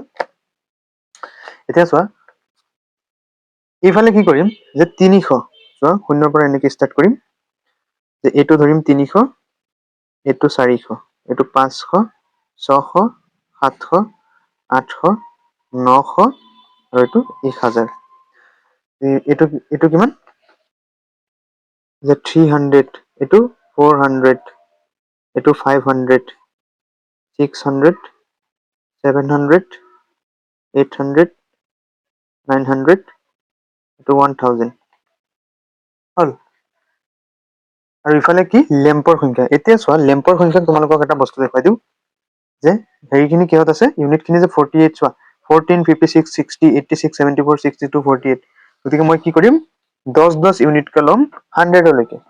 কিহলৈকে ল'ম যে 100লৈকে, 74 আছে নে, আমি কি কৰিম 100লৈকে ল'ম। চোৱা এইটো হ'ব 10 এইখিনিলৈকে, এইটো 20, 30, 40, 50, 60, 70, 80, তাৰপিছত চোৱা 90লৈকে লিখিলে হ'ব 19, কাৰণ 74লৈকে যিহেতু আছে 90। গতিকে এইটো লিখিম যে 10, 20, 30, 40, 50, 60, 70, 80 আৰু এইটো 90। হল এতিয়া চোৱা এতিয়া আমি মানখিনি উলিয়াই হেৰি কৰিম চোৱা ফাৰ্ষ্ট আমাৰ কি 300 পৰা 400 কিমান 14 আছে চোৱা 300 পৰা 400 কিমান 14 গতিকে ইফালে 10 চোৱা ভালকে চোৱা 10 আৰু ইয়াতে 15 ইমান লেখে হ'ব কি 14 হয়নে গতিকে চোৱা 14 এনেকে দি এইখিনিৰ পৰা এইখিনি মানে এইখিনিৰ পৰা এইখিনি কি 14 300 পৰা 400 14 হল 14 ইয়াৰ পিছত কি চোৱা 400 পৰা 500 কিমান 56 গতিকে 56 চোৱা স্কেলেৰে ধুনীয়াকে লিখিবা ইয়াতে চোৱা ইয়াৰ পৰা এইখিনিলৈকে 55 আৰু এইখিনিলৈকে 56 হয়নে গতিকে চোৱা 56 হলে ইফালে ইয়াৰ পৰা এইখিনি নহয় জাষ্ট 400 পৰা 500 হল এইখিনিলৈকে এইখিনি কিমান 56 লিখিবও পাৰা এনেকে লিখি দিব পাৰা প্ৰথমটো কিমান আছিলে 14 হল ইয়াৰ পিছত নেক্সট চোৱা 500 পৰা 600 ইয়াতে মই দেখুৱাই দিছো তোমালোকক চোৱা 500 পৰা 600 কিমান 60 500 পৰা 600 60 চোৱা এতিয়া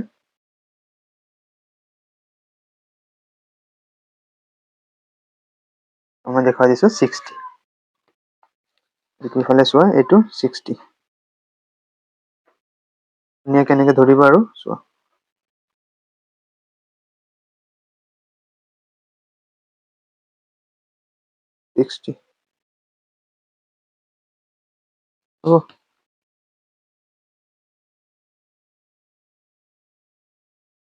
এইটো হৈ যাব আমাৰ কিমান 60 ইয়াৰ পিছত চোৱা যে 600 পৰা 700 600 পৰা 700 কিমান 86 86 চোৱা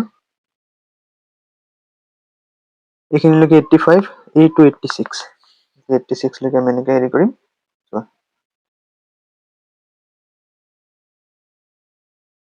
ইমানখিনি হ'ব নে 86 এনেকে কৰিম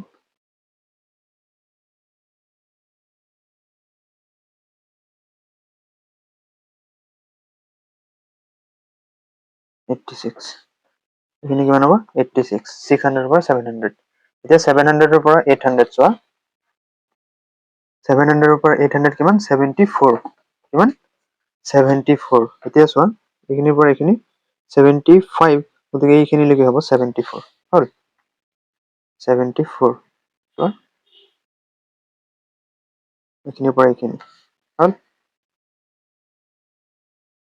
74 74 হ'ব এতিয়া চোৱা 800 পৰা 900 লৈকে কিমান আছে 800 পৰা 900 কিমান 62 চোৱা 62 61 62 এইখিনি গতিকে এনেকে দিবা 62 ইমানখিনি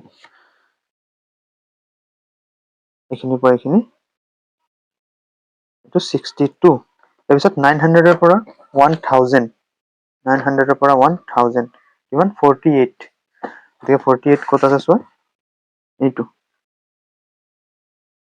48 ইমানলৈকে হয়নে এই 48 ইমানখিনি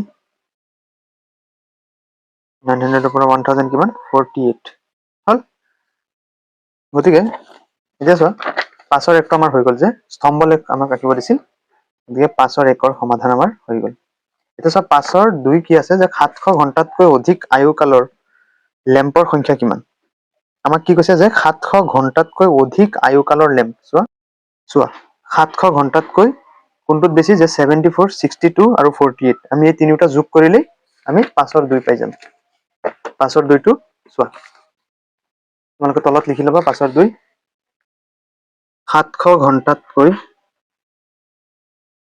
700 ঘণ্টাতকৈ অধিক আয়ুকালৰ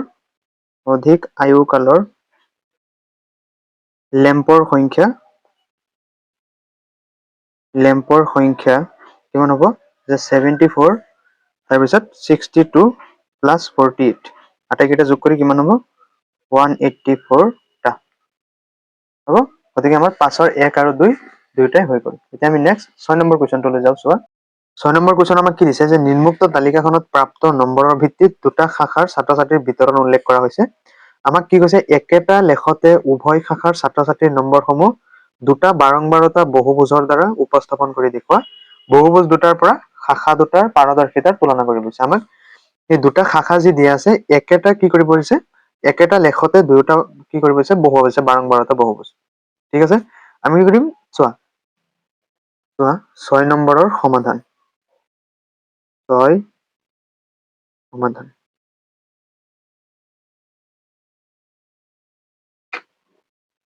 আমি ফাৰ্ষ্ট আমি এই যেটো হেৰি আছে এইখিনি এক শাখা বি শাখা বুলি আমি সেইখিনি লিখি লম ফাৰ্ষ্ট হয়নে ধুনীয়াকৈ তোমালোকৰ কাট পেন্সিলে লগে লগে লিখি আঁকি যোৱা সব একদম ইজি ঠিক আছে এতিয়া চোৱা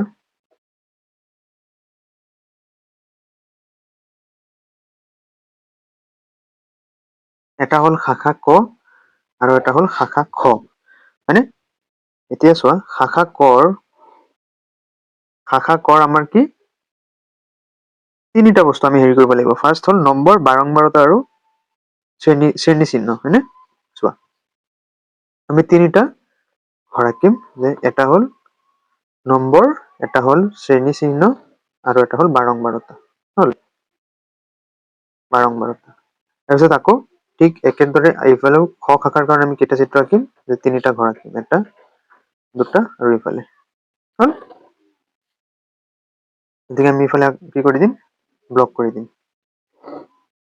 তোমালোকে পুৰা মনোযোগেৰে চাবা মই যিমান পাৰো একদম ইজি নিয়মত তোমালোকক বুজাবলৈ চেষ্টা কৰিম হ'ব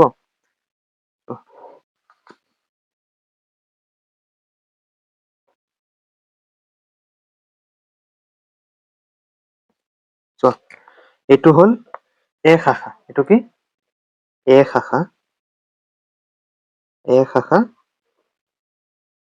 আৰু এইফালে হল বি শাখা হল তাৰপিছত আৰু এটা ৰ এইফালে আমি আঁকিম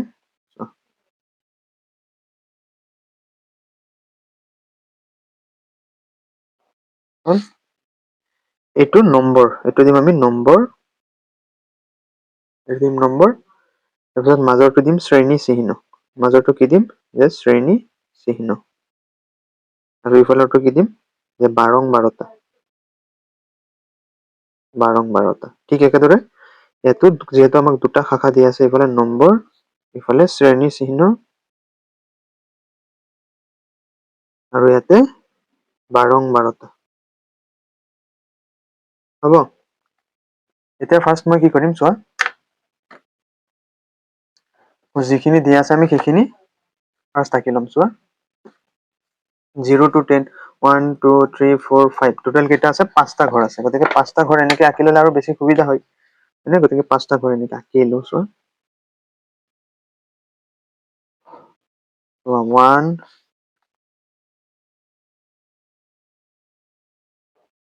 তাৰপিছত 2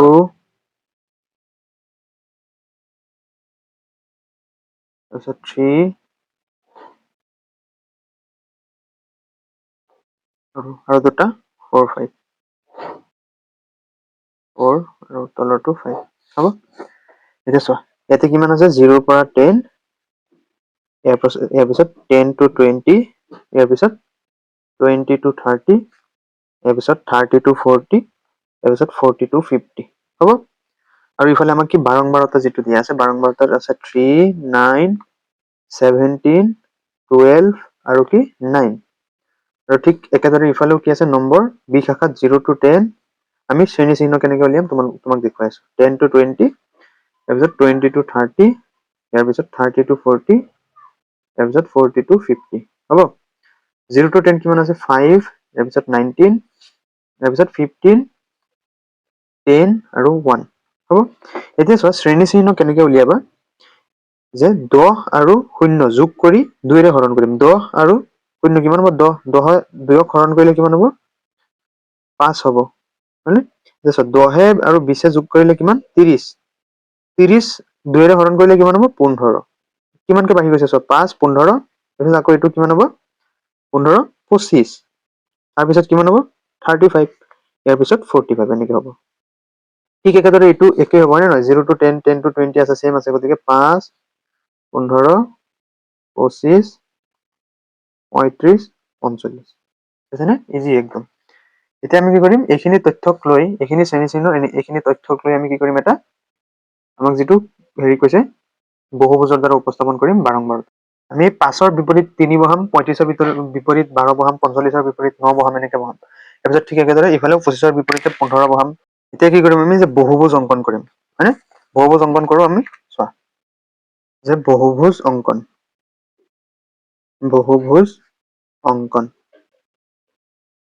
চোৱা আমি y যেটো হেৰি আছে y ৰ ফালে লম বাৰংবাৰতা খিনি আৰু ইফালে কি লম নম্বৰ বা শ্ৰেণী অন্তৰাল খিনি ঠিক আছে এতিয়া চোৱা শ্ৰেণী চিহ্নখিনি এতিয়া ইফালৰ যেটো ৰ আছে সেইফালে y ৰ ৰ হয়নে গতিকে y ৰ ৰ ফালে চোৱা বাৰংবাৰতা খিনি লিখিম হ'ব ইয়াৰ পিছত ইফালে কি লিখিম যে নম্বৰ সমূহ চোৱা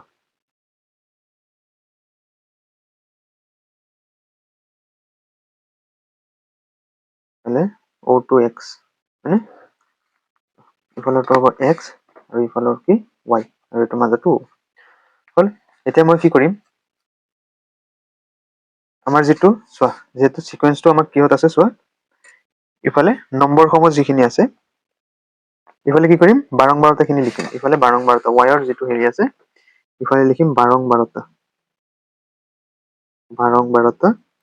ইফালে লিখিম হ'ব এতিয়া চোৱা ইফালে 0 to 5 ইয়াৰ পিছত ইয়ালৈকে 15 ইয়াৰ পিছত ইফালে 25 ইয়াৰ পিছত 35 ইয়াৰ পিছত 45 ইয়াৰ পিছত 55 সো এইখিনি কেনেকৈ আহিছে যে 5 15 25 35 হয়নে এইখিনি আমি লিখিছো কি শ্ৰেণী চিহ্ন এফালে লিখিম যে শ্ৰেণী চিহ্নসমূহ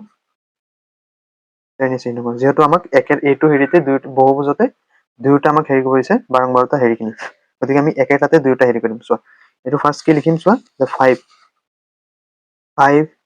15 25 35 45 ইয়াৰ পিছত 55 হয়নে আৰু ইফালে মই কি কৰিম যে ইফালে বাৰংবাৰতা শ্ৰেণীটো হেৰি কৰিম বাৰংবাৰতা শ্ৰেণীটো মই কি কৰিম চোৱা 2 হেৰি ললে কি হৈ যায় 20 লৈকে মই ললে হয় গতিকে মই স্কেলৰ যেটো 1 হেৰি আছে এটো 2 কে লম চোৱা 20 লৈকে হলে হ'ব যে 2 4 6 8 10 12 14 16 মানে 16 18 আৰু এটো 20 মানে 2 4 6 8 10 12 14 16 18 আৰু এটো 20 এতিয়া চোৱা যে শ্ৰেণী চিহ্নৰ চোৱা শ্ৰেণী চিহ্ন কি যে 5 শ্ৰেণী চিহ্ন 5 ত বাৰংবাৰতা কিমান আছে 3 আছে গতিকে শ্ৰেণী চিহ্ন 5 ৰ সিধা যেটো হেৰি আছে এটো 3 যুত আছে হেতু বহাম চোৱা যেহেতু এটো 2 2 ৰ মাজত কি আছে 3 আছে ইয়াৰ পিছতহে 4 হনে নহয় গতিকে এই মাজৰ যেটো হেৰি আছে এটো 3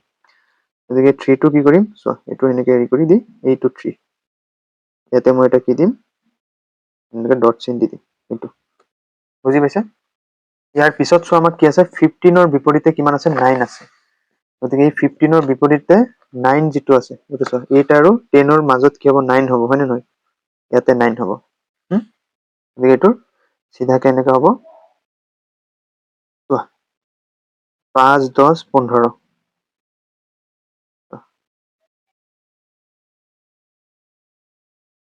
চোৱা ইমানখিনিলৈকে 5 তাৰপিছত এইটো হ'ব 15 গতিকে 15 ৰ সিধাকে এইটো হ'ব কি 15 ৰ সিধা হ'ব এইটো 9 হল ইয়াৰ পিছত কি 25 ৰ বিপৰীতে 17 25 ৰ বিপৰীতে কি 17 25 ৰ বিপৰীতে 17 হ'ব চোৱা 17 কোনখিনি যাব 16 আৰু 18 ৰ মাজত হয়নে গতিকে চোৱা আমি এনেকৈ সিধা কৰি যাম 16 আৰু 18 ৰ মাজত হ'ব 17 হল এইখিনি হ'ব গতিকে এইখিনি সিধা চোৱা হল এইখিনি হ'ব 17 হ'ব ইয়াৰ পিছত 35 ৰ বিপৰীতে কি আছে চোৱা 35ৰ বিপৰীতে কিমান আছে 12 আছে গতিকে 35ৰ বিপৰীতে কি 12 লিখিম 12 কোনখিনিত হ'ব এইটো চিধা একদম হ'ল চোৱা 2ৰ পৰা চোৱা 0ৰ পৰা কিহতলৈকে হেৰি কৰিম 12 6 হয়নে 6 লৈকে গতিকে 35ত কিমান হ'ব 12 এইটো ইয়াত হ'ব 12 ইয়াৰ পিছত চোৱা আকৌ কি দি আছে আমাক 45ৰ বিপৰীতে কিমান আছে 9 আছে গতিকে 45 ক'ত আছে চোৱা 45ৰ বিপৰীতে 9 এইটো 15তো কিমান আছিল 9 গতিকে 45ৰ বিপৰীতে কিমান হ'ব 9 হ'ব চোৱা 45 হ'ব 45ৰ বিপৰীতে 9 এইটো 2 2 4 6 8 এইটো ইয়াতে হ'ব হ'ব আমাৰ এইটো হৈ গ'ল প্ৰথম শাখাটো হৈ গ'ল ইয়াৰ পিছত নেক্সট চোৱা বি শাখাৰ এতিয়া চোৱা যিহেতু আমি কি কৰি আছো ইয়াতে 45ৰ পিছত কি আহিব 55 আহিব মানে ঠিক একেদৰে 5ৰ আগত কি আহিব -5 আহিব গতিকে গ্ৰাফটোত কি কৰিবা -5 এটা এড কৰি দিবা তেতিয়াহে গ্ৰাফটো কি হ'ব সম্পূৰ্ণ হ'ব নহলে মাৰ্কস নোপোৱা গতিকে ইফালে অকমান বঢ়াই দি ইয়াতে লিখিবা -5 বুজি পাইছা ইয়াতে লিখিবা -5 তাৰপিছত এইটো আনি ইয়াতে কলমটো লগাই দিবা ঠিক আছে এতিয়া আমি কি কৰিম এইকেইটা আমি সংযোগ কৰিম চোৱা এইটো এনেকৈ সংযোগ কৰিবা ইয়াৰ পিছত স্লাইটলি এনেকৈ হেৰি কৰিবা তাৰপিছত এইটো এনেকৈ তাৰপিছত এইটো এনেকৈ স্লাইটলি হেৰি কৰি দিবা ঠিক আছে ইয়াৰ পিছত এইটো আনি কি কৰিবা কলমটো এই যিটো -5 +5 আছে এইটো ইয়াৰ পিছৰ যিটো আছে অৰ্থাৎ আমি ক'ৰ পৰা ষ্টাৰ্ট হৈছে সেইটো দেখুৱাব লাগে ঠিক আছে গতিকে আমাৰ কি ক শাখাৰ বহুবস্তু আমাক অংকন কৰা হ'ল এতিয়া আমি নেক্সট এইটো কি এ শাখাৰ এইটো কি এ শাখাৰ বহুভুজ অংকন কৰা হ'ল দেন নেক্সট কি কৰিম যে বি শাখাৰটো কৰিম তো বি শাখাৰটো আমাক কি কৈছে যে শ্ৰেণী চিহ্ন 5 শ্ৰেণী চিহ্ন 5ৰ কি বাৰম্বাৰতা 5 গতিকে এইটো সব 5ৰ বাৰম্বাৰতা কিমান 5 গতিকে 4 আৰু 6ৰ মাজত আছে 5 হয় নে নহয় কোনখিনিত হ'ব 5 যে এইখিনি হ'ব ঠিক আছে চোৱা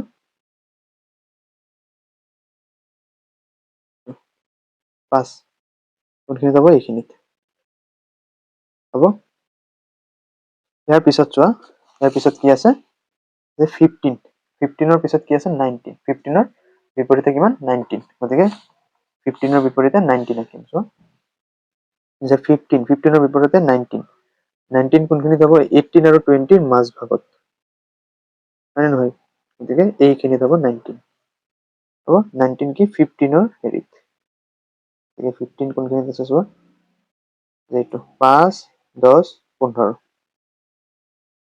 এইখিনি 5 আৰু এইটো 15 গতিকে এইখিনিত হ'ব হ'ব ইয়াৰ পিছত নেক্সট চোৱা নেক্সট কি আছে 25ৰ বিপৰীতে কি 15 গতিকে 25ৰ বিপৰীতে 15 আঁকিব লাগিব 25ৰ বিপৰীতে 15 কোনখিনিত হ'ব এই 14 আৰু 16ৰ মাজৰ অংশত হয়নে এইখিনি 14 আৰু 16ৰ মাজত কি 15 গতিকে এইখিনি এইটো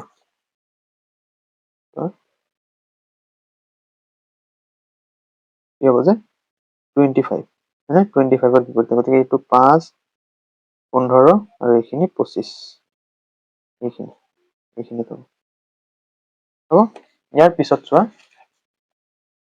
ইয়াৰ পিছত কি যে 35ৰ বিপৰীতে কিমান 10 35ৰ বিপৰীতে কিমান 10 গতিকে 35ৰ বিপৰীতে 10 চোৱা 35ৰ বিপৰীতে 10 চোৱা 10 এইটো চোৱা 2 এইটো 10 35ৰ বিপৰীতে কিমান 10 হ'ব ইয়াৰ পিছত চোৱা 45ৰ বিপৰীতে কিমান 1 গতিকে 45ৰ বিপৰীতে কিমান 1 এই 0ৰ পৰা 2 গতিকে 1 কোনখিনিত হ'ব এইখিনিত হয় গতিকে 55ৰ বিপৰীতে কিমান 1 চোৱা এইখিনিত কিমান হ'ব 1 গতিকে শাখা বিৰো আমাৰ হৈ গ'ল এতিয়া কি কৰিম সংযোগ কৰি দিম এতিয়া কি কৰি দিম সংযোগ কৰি দিম চোৱা বি শাখাটো অকমান ডট ডট কেনেকৈ আঁকি দিবা ঠিক আছে তাৰপিছত এইটো আনি আকৌ -5 তেনেকৈ সংযোগ কৰিবা তাৰপিছত ক'ত আছিলে এইটো তাৰপিছত এইটো তাৰপিছত এইটো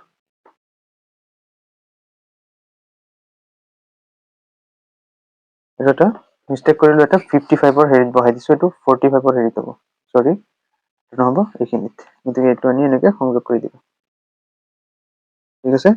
তাৰপিছত 45ৰ বিপৰীতে থকা এইফালে এনেকৈ সংযোগ কৰি দিব লাগিব, আৰু ইফালে যিটো আছে এইটো আনি এনেকৈ সংযোগ কৰি দিব লাগিব 55ত, বুজি পাইছে? গতিকে আমাৰ বহুভুজ অংকন হৈ গ'ল। এতিয়া আমাক নেক্সট কি কৈছে চোৱা, কুৱেশ্যনটোত কি কৈছে যে একেটা লেখতে উভয় শাখাৰ ছাত্ৰ ছাত্ৰীৰ নম্বৰসমূহ দুটা বাৰম্বাৰতা বহুভুজৰ দ্বাৰা উপস্থাপন কৰি আমি দেখুৱালো। এতিয়া কৈছে বহুভুজ দুটাৰ পৰা শাখা দুটাৰ পাৰদৰ্শিতাৰ আমাক কি কৰিব গৈছে, তুলনা কৰিব গৈছে।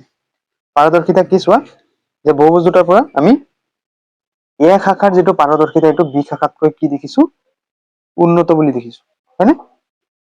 এইটো এনেকে শ্ব' কৰি দিবা, এইটো কি খ শাখা, এইটো কি খ শাখা। এতিয়া চোৱা এ শাখাৰ পাৰদৰ্শিতাসমূহ এইফালে কি বেছি আছে বি শাখাৰ তুলনাত, গতিকে এইটো লিখি দিবা। গতিকে আমি ক'ব পাৰো যে বহুভুজ দুটাৰ পৰা দেখা গ'ল যে বহুভুজ দুটাৰ পৰা দেখা গ'ল যে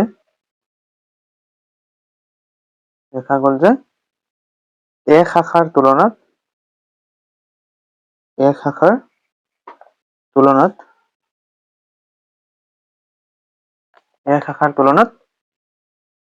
বি শাখাৰ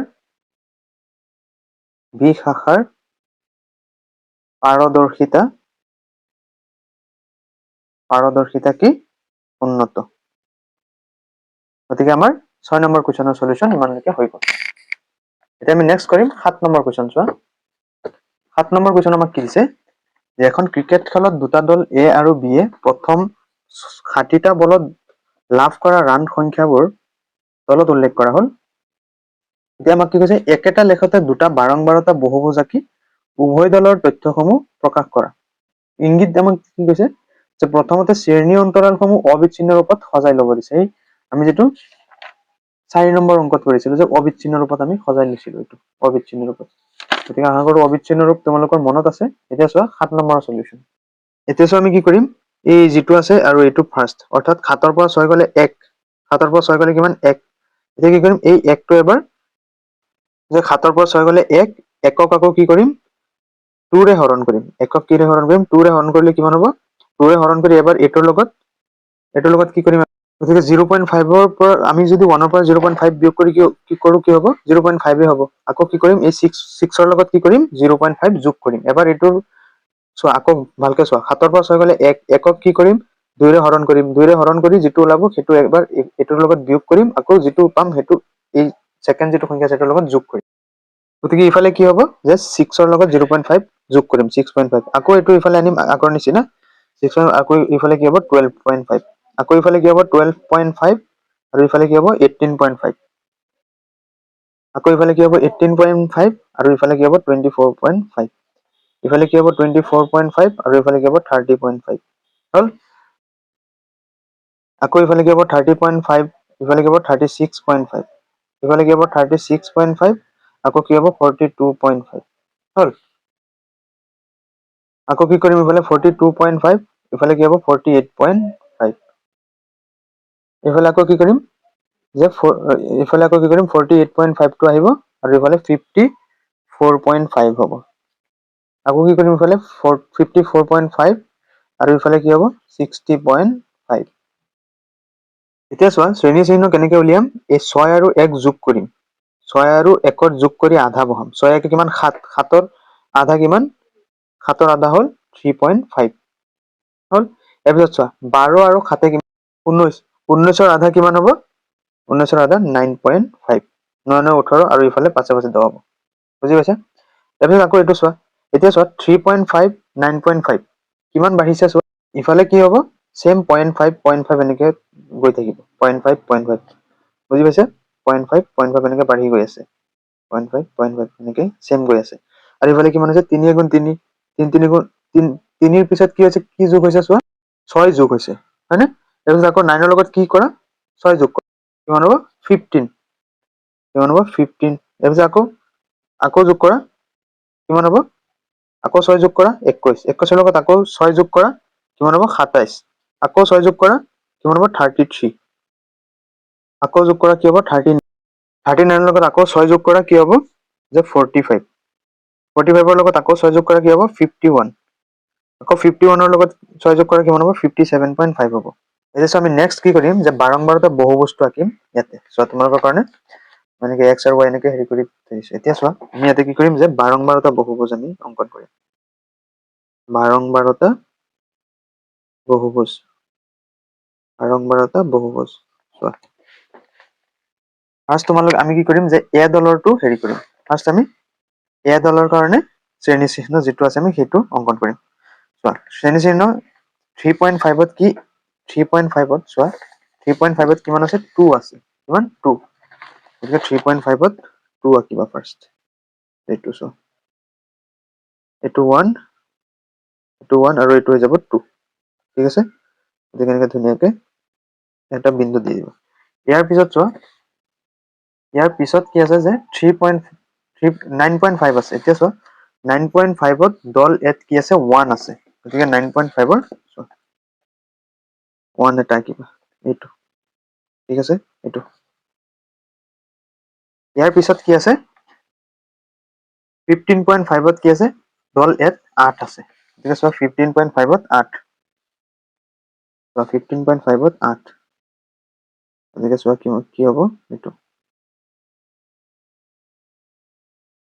এখানলৈকে 1 2 3 4 5 6 7 8 হ'ব এইখিনিত হয়নে এইখিনিত ইয়াৰ পিছত কি আছে 21.5 ত কিমান 9 গতিকে চোৱা এইটো 21.5 ত 9 আছে গতিকে এইফালে চোৱা 9 21.5 চোৱা এইখিনিত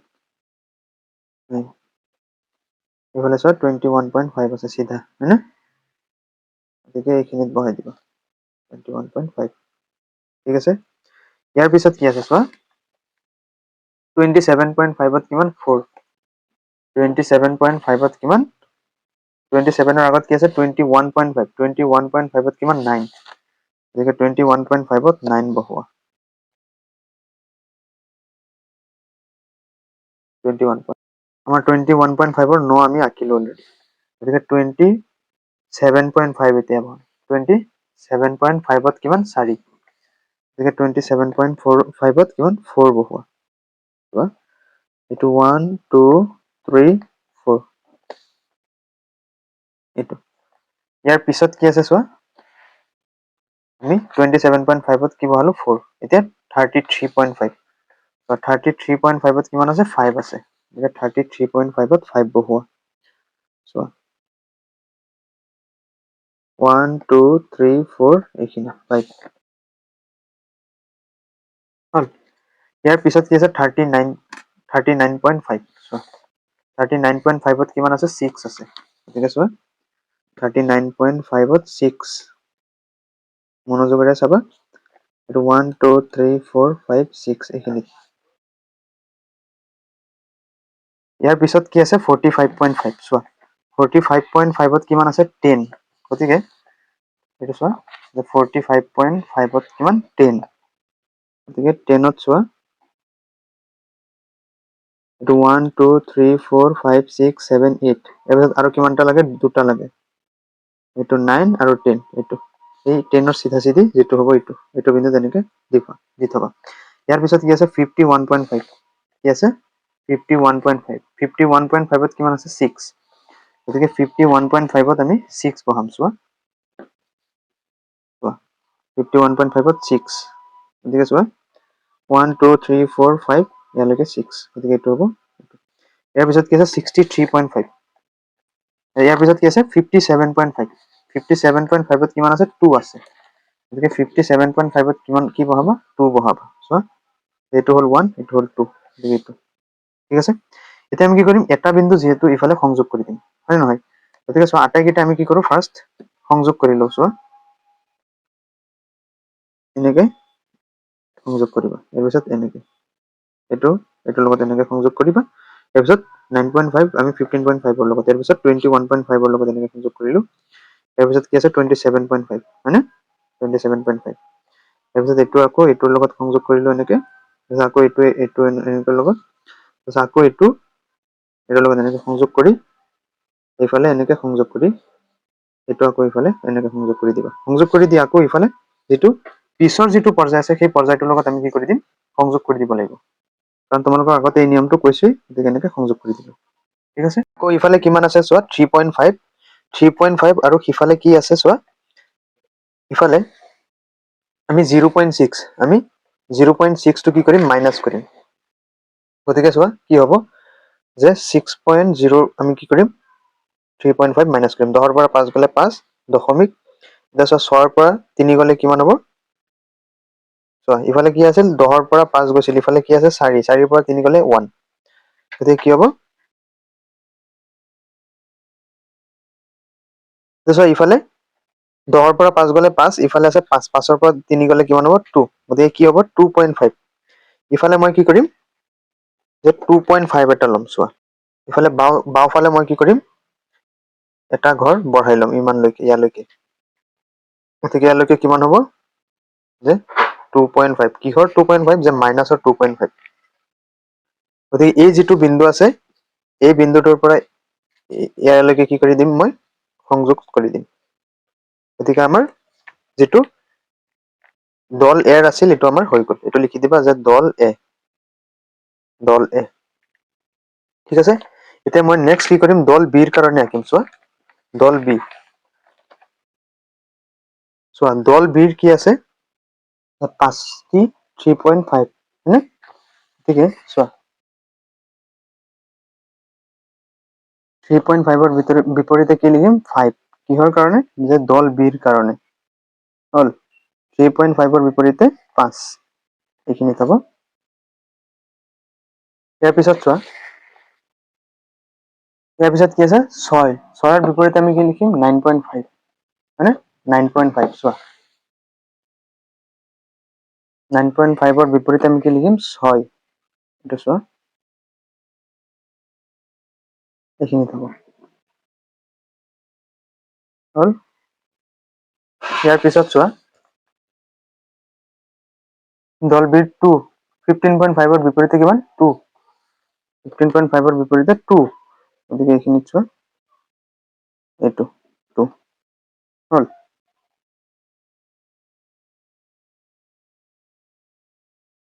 ইয়াৰ পিছত চোৱা 21.5ৰ বিপৰীতে কিমান 10, 10, এইটো চিধাকে এনেকে হ'ল। এইখিনি আছিলে 9 আৰু এইটো 10 হ'ল। এতিয়াৰ পৰা এক লগ কৰি দিওঁ, তেতিয়াহ'লে আৰু অকণমান সুবিধা হ'ব, ওলট পালট নালাগিব। এইটো এনেকে, ইয়াৰ পিছৰটো এনেকে, ইয়াৰ পিছৰটো এইদৰে হ'ল। ইয়াৰ পিছত কোনটো এইটো।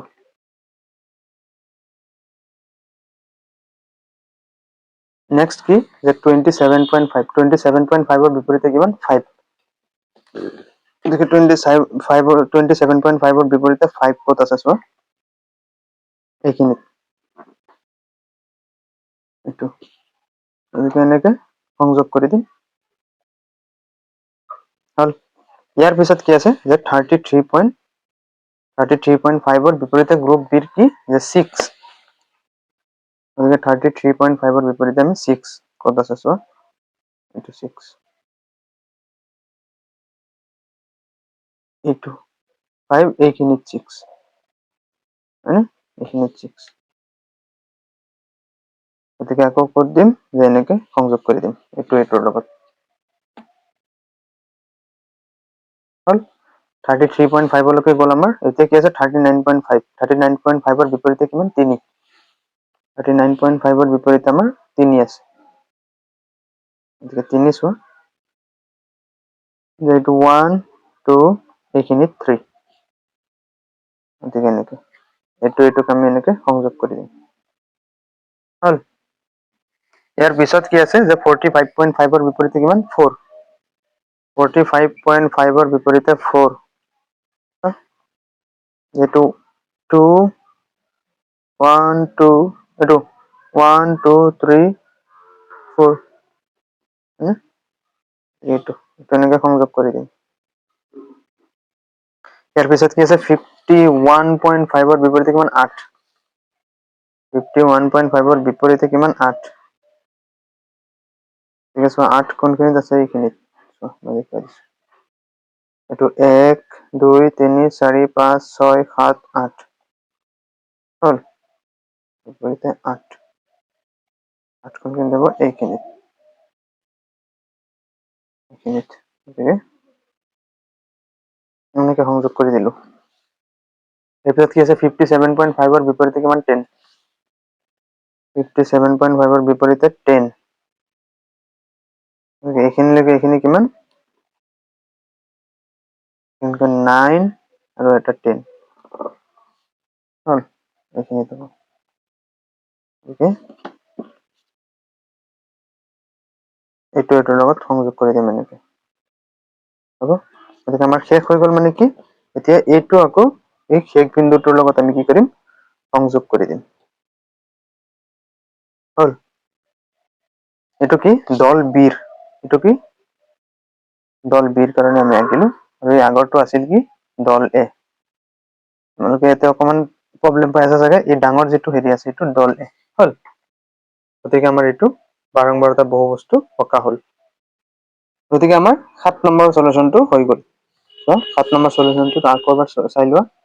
এতিয়া আমি নেক্সট কৰিম 8 নম্বৰ চলিউচনটো চোৱা 8 নম্বৰ কুৱেশ্যনটো কি কৈছে চোৱা 8 নম্বৰ কুৱেশ্যন আমাক কৈছে যে এখন প্ৰমোদ কাননত ক্ৰিয়াৰত বিভিন্ন পৰ্যায়ৰ বয়সৰ শিশুৰ সংখ্যা ওপৰত চলোৱা যাদৃচ্ছিক জৰীপ এটাৰ তথ্যসমূহ আছিল নিম্নোক্ত ধৰণৰ বয়স বছৰৰ হিচাপত আৰু শিশুৰ সংখ্যা আমাক কৈছে উপৰোক্ত তথ্যক প্ৰকাশ কৰাকৈ এটা স্তম্ভলেখ আঁকা আমি কি কৰিম স্তম্ভলেখ আঁকিম প্ৰথমে চোৱা আমি এইখিনি পৰ্যায়খিনি ভালকে আঁকি লিখি ল'ম চোৱা এতিয়া চোৱা যিহেতু আমাক স্তম্ভলেখ আঁকিব দিছে গতিকে আমি কি শ্ৰেণী প্ৰস্থ আৰু আয়তৰ দৈৰ্ঘ্যখিনি আঁকিম হয়নে চোৱা মই তোমালোকক ধুনীয়াকে বহীত কৰাই দিছো চোৱা যে 8 নম্বৰৰ সমাধান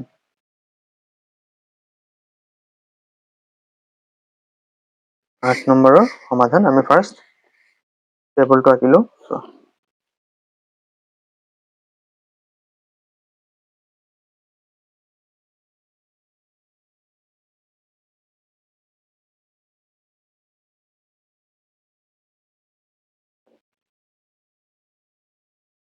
টেবুলত আমি 4টা হেৰি আঁকিম এটা দুটা তিনিটা এটা 4টা হল আমাক টোটেল কেইটা দি আছিল চোৱা 1 2 3 4 5 6 7 গতিকে 7টা আঁকিম এনেকে ঘৰ 1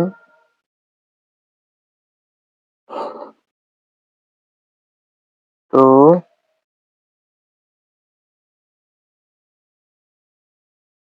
3 4 5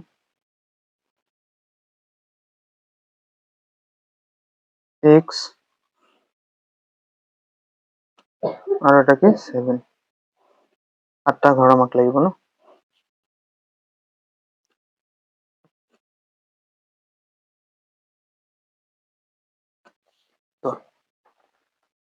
ফাৰ্ষ্ট আমাক কুৱেশ্যনত যিটো দি আছে যে বয়সখিনি আমি কিহত লিখিম যে বছৰত হল ইয়াৰ পিছত আমি কি কৰিম যে শিশুৰ সংখ্যা ইয়াৰ পিছত আমি লিখিম শ্ৰেণী প্ৰস্থ তাৰপিছত মই কি কৰিম এইটো আয়তৰ দৈৰ্ঘ্য হল তাৰপিছত যিখিনি আমাক দিয়া আছে কুৱেশ্যনটোত চোৱা কিমান দি আছে 1 পৰা 2 ইয়াৰ পিছত 2 পৰা 3 3 পৰা 5 5 পৰা 7 7 পৰা 10 10 পৰা 15 আৰু এটা 15 পৰা 17 হল তাৰপিছত আমাক কি দিয়া আছে শিশুৰ সংখ্যা কিমান দিয়া আছে 5 3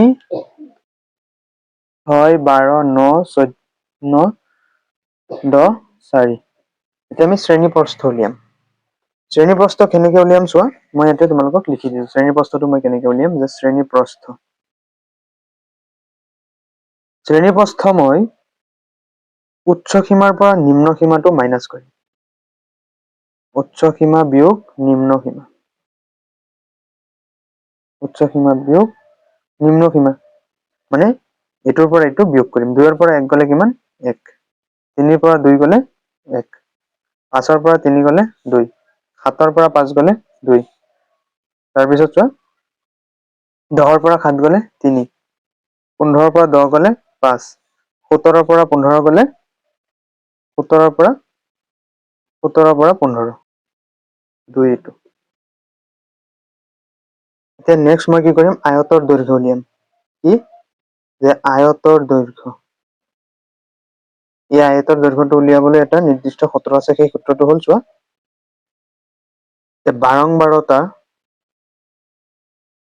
বাৰংবাৰতাক কি কৰিম, শ্ৰেণী প্ৰস্থৰে হৰণ কৰি ক্ষুদ্ৰতম প্ৰস্থটোৰে কি কৰিম, পূৰণ কৰিম। ক্ষুদ্ৰতম প্ৰস্থটোৰে কি কৰিম, পূৰণ কৰিম। বুজি পাইছা? ইয়াতে চোৱা, কি শিশুৰ সংখ্যা। ইয়াতে যদি মই এইটোৰ ক্ষেত্ৰত যদি ধৰো, চোৱা ইয়াতে কি শিশুৰ সংখ্যা কিমান আছে, 5। গতিকে 5 আৰু শ্ৰেণী প্ৰস্থ কিমান, 1। আৰু ক্ষুদ্ৰতম প্ৰস্থটো কিমান, 1। গতিকে 1 1 কটা যাব, কিমান হ'ব, 5 হ'ব। গতিকে এতিয়া কি হ'ব, 5। আকৌ এইটো চোৱা, যে 3/1 ইনটু কিমান, ইনটু আৰু কি ক্ষুদ্ৰতম সংখ্যা এটা কি, 1। গতিকে 1 এইটো কটা যাব, কিমান হ'ব, 3 হ'ব। গতিকে ইয়াত কি হ'ব, 3। আকৌ এইটো চোৱা, এতিয়া আকৌ চোৱা, ইয়াতে 6টো কিহেৰে হৰণ কৰিম, 2ৰে। আৰু ক্ষুদ্ৰতম সংখ্যাটো কি ইয়াতে, 1। গতিকে 2 6 কিমান, 3 বাৰ। গতিকে ইয়াতে কি হ'ব, 3 হ'ব। হয়নে? নেক্সট চোৱা, নেক্সট কি আছে, 12। 2ৰে হৰণ, 2 12ক 6 বাৰ ইনটু 1। ক্ষুদ্ৰতম সংখ্যাটোৰ কিমান হ'ব, 6 হ'ব। আকৌ চোৱা, 9ক 3ৰে, 3 ইনটু 1 ক্ষুদ্ৰতম সংখ্যাটো, 3 9ক 3 বাৰ, অৰ্থাৎ কি হ'ব, 3। তাৰপিছত কি, 10 5ৰে ইনটু 1, 10 5ক 2 বাৰ, কিমান হ'ব, 2। এটা হ'ব 3, ইয়াতে হ'ব 2। হয়নে? আকৌ কিমান হ'ব, 4 2 বাৰ ইনটু 1, কিমান, 2 গুণে 2। বুজি পাইছা? এতিয়া আমি এইখিনি হেৰিৰে স্তম্ভলে আঁকিম। চোৱা, আমি স্তম্ভলে আঁকিম। ওপৰৰ তথ্যখিনিক লৈ ইফালে লিখিছো বয়স বছৰত, আৰু ইফালে কি, আয়তৰ সংখ্যা। তোমালোকে চোৱা, ষ্টেপ বাই ষ্টেপ। ইয়াতে কি, ফাৰ্ষ্ট বয়স। চোৱা, বয়স 1ৰ পৰা 2, আয়তৰ দৈৰ্ঘ্য কিমান, 5। গতিকে 1ৰ পৰা 2 কিমান হেৰি কৰিবা, 5লৈকে। চোৱা, 1ৰ পৰা 2 5লৈকে, এইখিনিলৈকে চোৱা, এইখিনিলৈকে। হয়নে? গতিকে এইখিনিলৈকে, এইখিনি 5 হ'ল। এইখিনিলৈকে 5 হ'ল। লিখি দিব লাগিলে ইয়াতে 5। ঠিক আছে? তাৰপিছত চোৱা, 2ৰ পৰা 3, আয়তৰ দৈৰ্ঘ্য কিমান, 3। হয়নে? 2ৰ পৰা 3 কিমান হ'ব, 3। ইয়াৰ পৰা এইখিনি 3। 2ৰ পৰা 3 3, আৰু এটা বস্তু চোৱা, 2ৰ পৰা 3 3ৰ পৰা 5। হয়নে? গতিকে 5লৈকে কি লিখিম, 3লৈকে লিখিম। 2ৰ পৰা 3 3, আকৌ কি, 3ৰ পৰা 5, 3ৰ পৰা 5লৈকে কি, 3 আছে। গতিকে এইফালে চোৱা, 5লৈকে 3। ইয়াৰ পৰা এইখিনি চোৱা, যে ইয়াৰ পৰাও 3, আকৌ 3ৰ পৰা 5লৈকেও 3। এইটোও 3, এইটোও 3। ইয়াৰ পিছত চোৱা, 5ৰ পৰা 7 কিমান হ'ব, 6। 5ৰ পৰা 7 কিমান হ'ব, 6। গতিকে 6 চোৱা,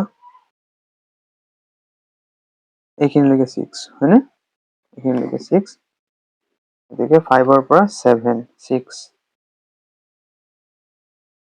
এইখিনিলৈকে 6। ঠিক আছে, 6। ইয়াৰ পিছত চোৱা, যে 7ৰ পৰা 10 কিমান হ'ব, 3। 7 to 10 3। 7 to 10 3। 1 2 3, ইয়ালৈকে হ'ল। এইটো 3। এইখিনি এইটো আৰু এইটো সেম এইখন পৰা এইখন 7 to 10 কি 3 তাৰপিছত চোৱা নেক্সট 10 to 15 15 to 17 কিমান 2 গতিকে 10 ৰ পৰা আমি টাৰ্গেট কৰি লম 17 কিমান 2 10 ৰ পৰা 17 কিমান 2 গতিকে চোৱা 1 2 এইখিনি হ'ল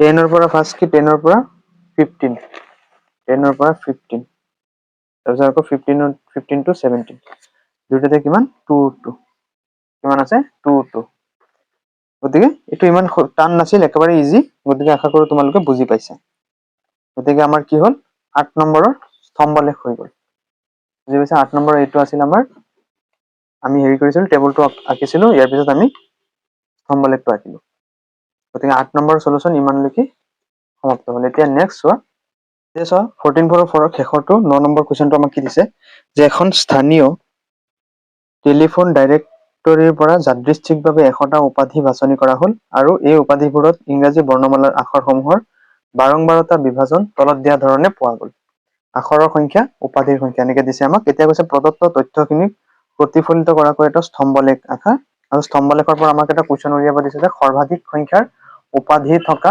শ্ৰেণী অন্তৰালটো উল্লেখ কৰা 9 নম্বৰৰ সলিউশন আমি কৰিম এতিয়া চোৱা আমি এনেকে টেবুলটো বনাই তোমালোকক দেখুৱাইছো এতিয়া আখৰৰ সংখ্যা উপাধিৰ সংখ্যা এতিয়া শ্ৰেণী প্ৰস্থ উলিয়াম 4 পৰা 1 গ'লে কিমান 3 6 পৰা 4 গ'লে 2 8 পৰা 6 গ'লে 2 12 পৰা 8 গ'লে 4 20 পৰা 12 গ'লে কিমান 8 হ'ল এতিয়া আমি আয়তৰ দৈৰ্ঘ্য উলিয়াম আয়তৰ দৈৰ্ঘ্য ইয়াৰে আটাইতকৈ সৰু কি 2 এতিয়া চোৱা এই 6ক কি কৰিম এই 3ৰে হৰণ কৰিম 3ৰে হৰণ কৰিলে কিমান হ'ব 3ৰে হৰণ কৰি আকৌ ইফালে আটাইতকৈ সৰুটোৰে হৰণ কৰিম চোৱা 6 3 into 2 3 6 দুইবাৰ 2 দুগুণ কিমান হ'ব 4 বুজি পাইছে তাৰপিছত আকৌ 2 30ক 15 আকৌ কি 2ৰে হেৰি কৰিম 15 দুগুণ কিমান 30 হ'ল আকৌ ইফালে কি কৰিম 44 ডিভাইড বাই 2 11 11 into আটাইতকৈ সৰু 2 গতিকে 22 গতিকে কিমান ইয়াতে 22 বাৰ গতিকে 44 তাৰপিছত 16ক 4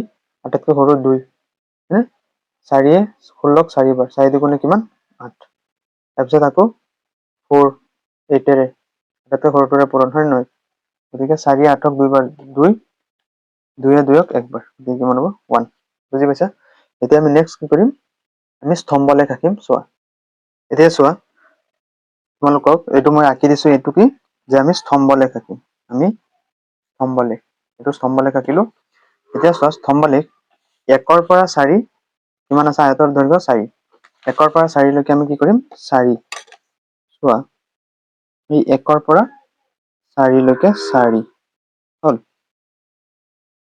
এইখিনিৰ পৰা এইখিনিলৈকে কিমান 4 এনেকে ইয়াতে লিখি দিবা যে 4 ইয়াৰ পিছত কি আছে 4 ৰ পৰা 6 লৈকে কিমান 4 ৰ পৰা 6 লৈকে 4 ৰ পৰা 6 লৈকে কিমান আছে চোৱা 30 আছে গতিকে আমি 4 ৰ পৰা 6 লৈকে কি আঁকিম যে 30 লৈকে আঁকিম চোৱা 4 ৰ পৰা 6 30 এতিয়া চোৱা 4 ৰ পৰা 6 30 28 তাৰপিছত ইয়াতে চোৱা 28 29 30 এই ইয়ালৈকে হ'ব 30 মানে গতিকে চোৱা ইফালে চিধাকে হ'ব এইটো 4 ৰ পৰা 6 লৈকে হয়নে গতিকে চোৱা 4 ৰ পৰা 6 30 এইখিনিলৈকে হ'ল 4 ৰ পৰা 6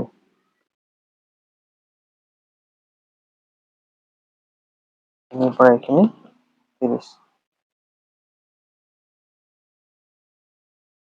30 ইয়াৰ পিছত কি আছে চোৱা 6 ৰ পৰা 8 কিমান 44 গতিকে 6 ৰ পৰা 8 44 হয়নে 6 ৰ পৰা 8 44 এই ইয়ালৈকে হ'ব তাৰপিছত এনেকে 44 6 ৰ পৰা 8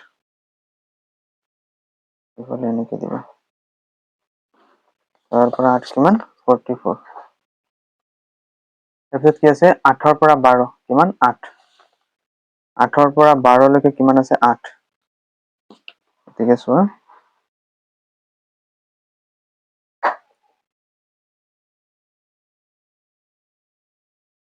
8ৰ পৰা 12 8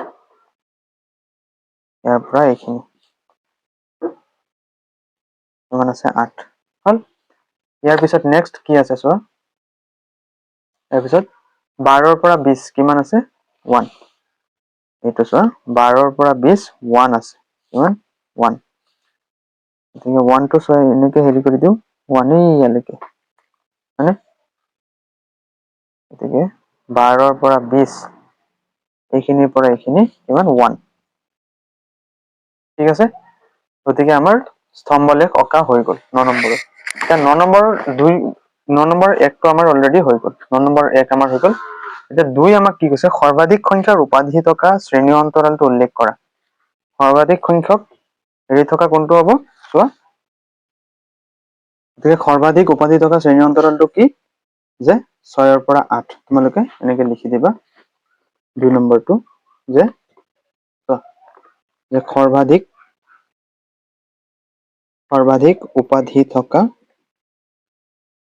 সৰ্বাধিক উপাধি থকা শ্ৰেণী অন্তৰালটো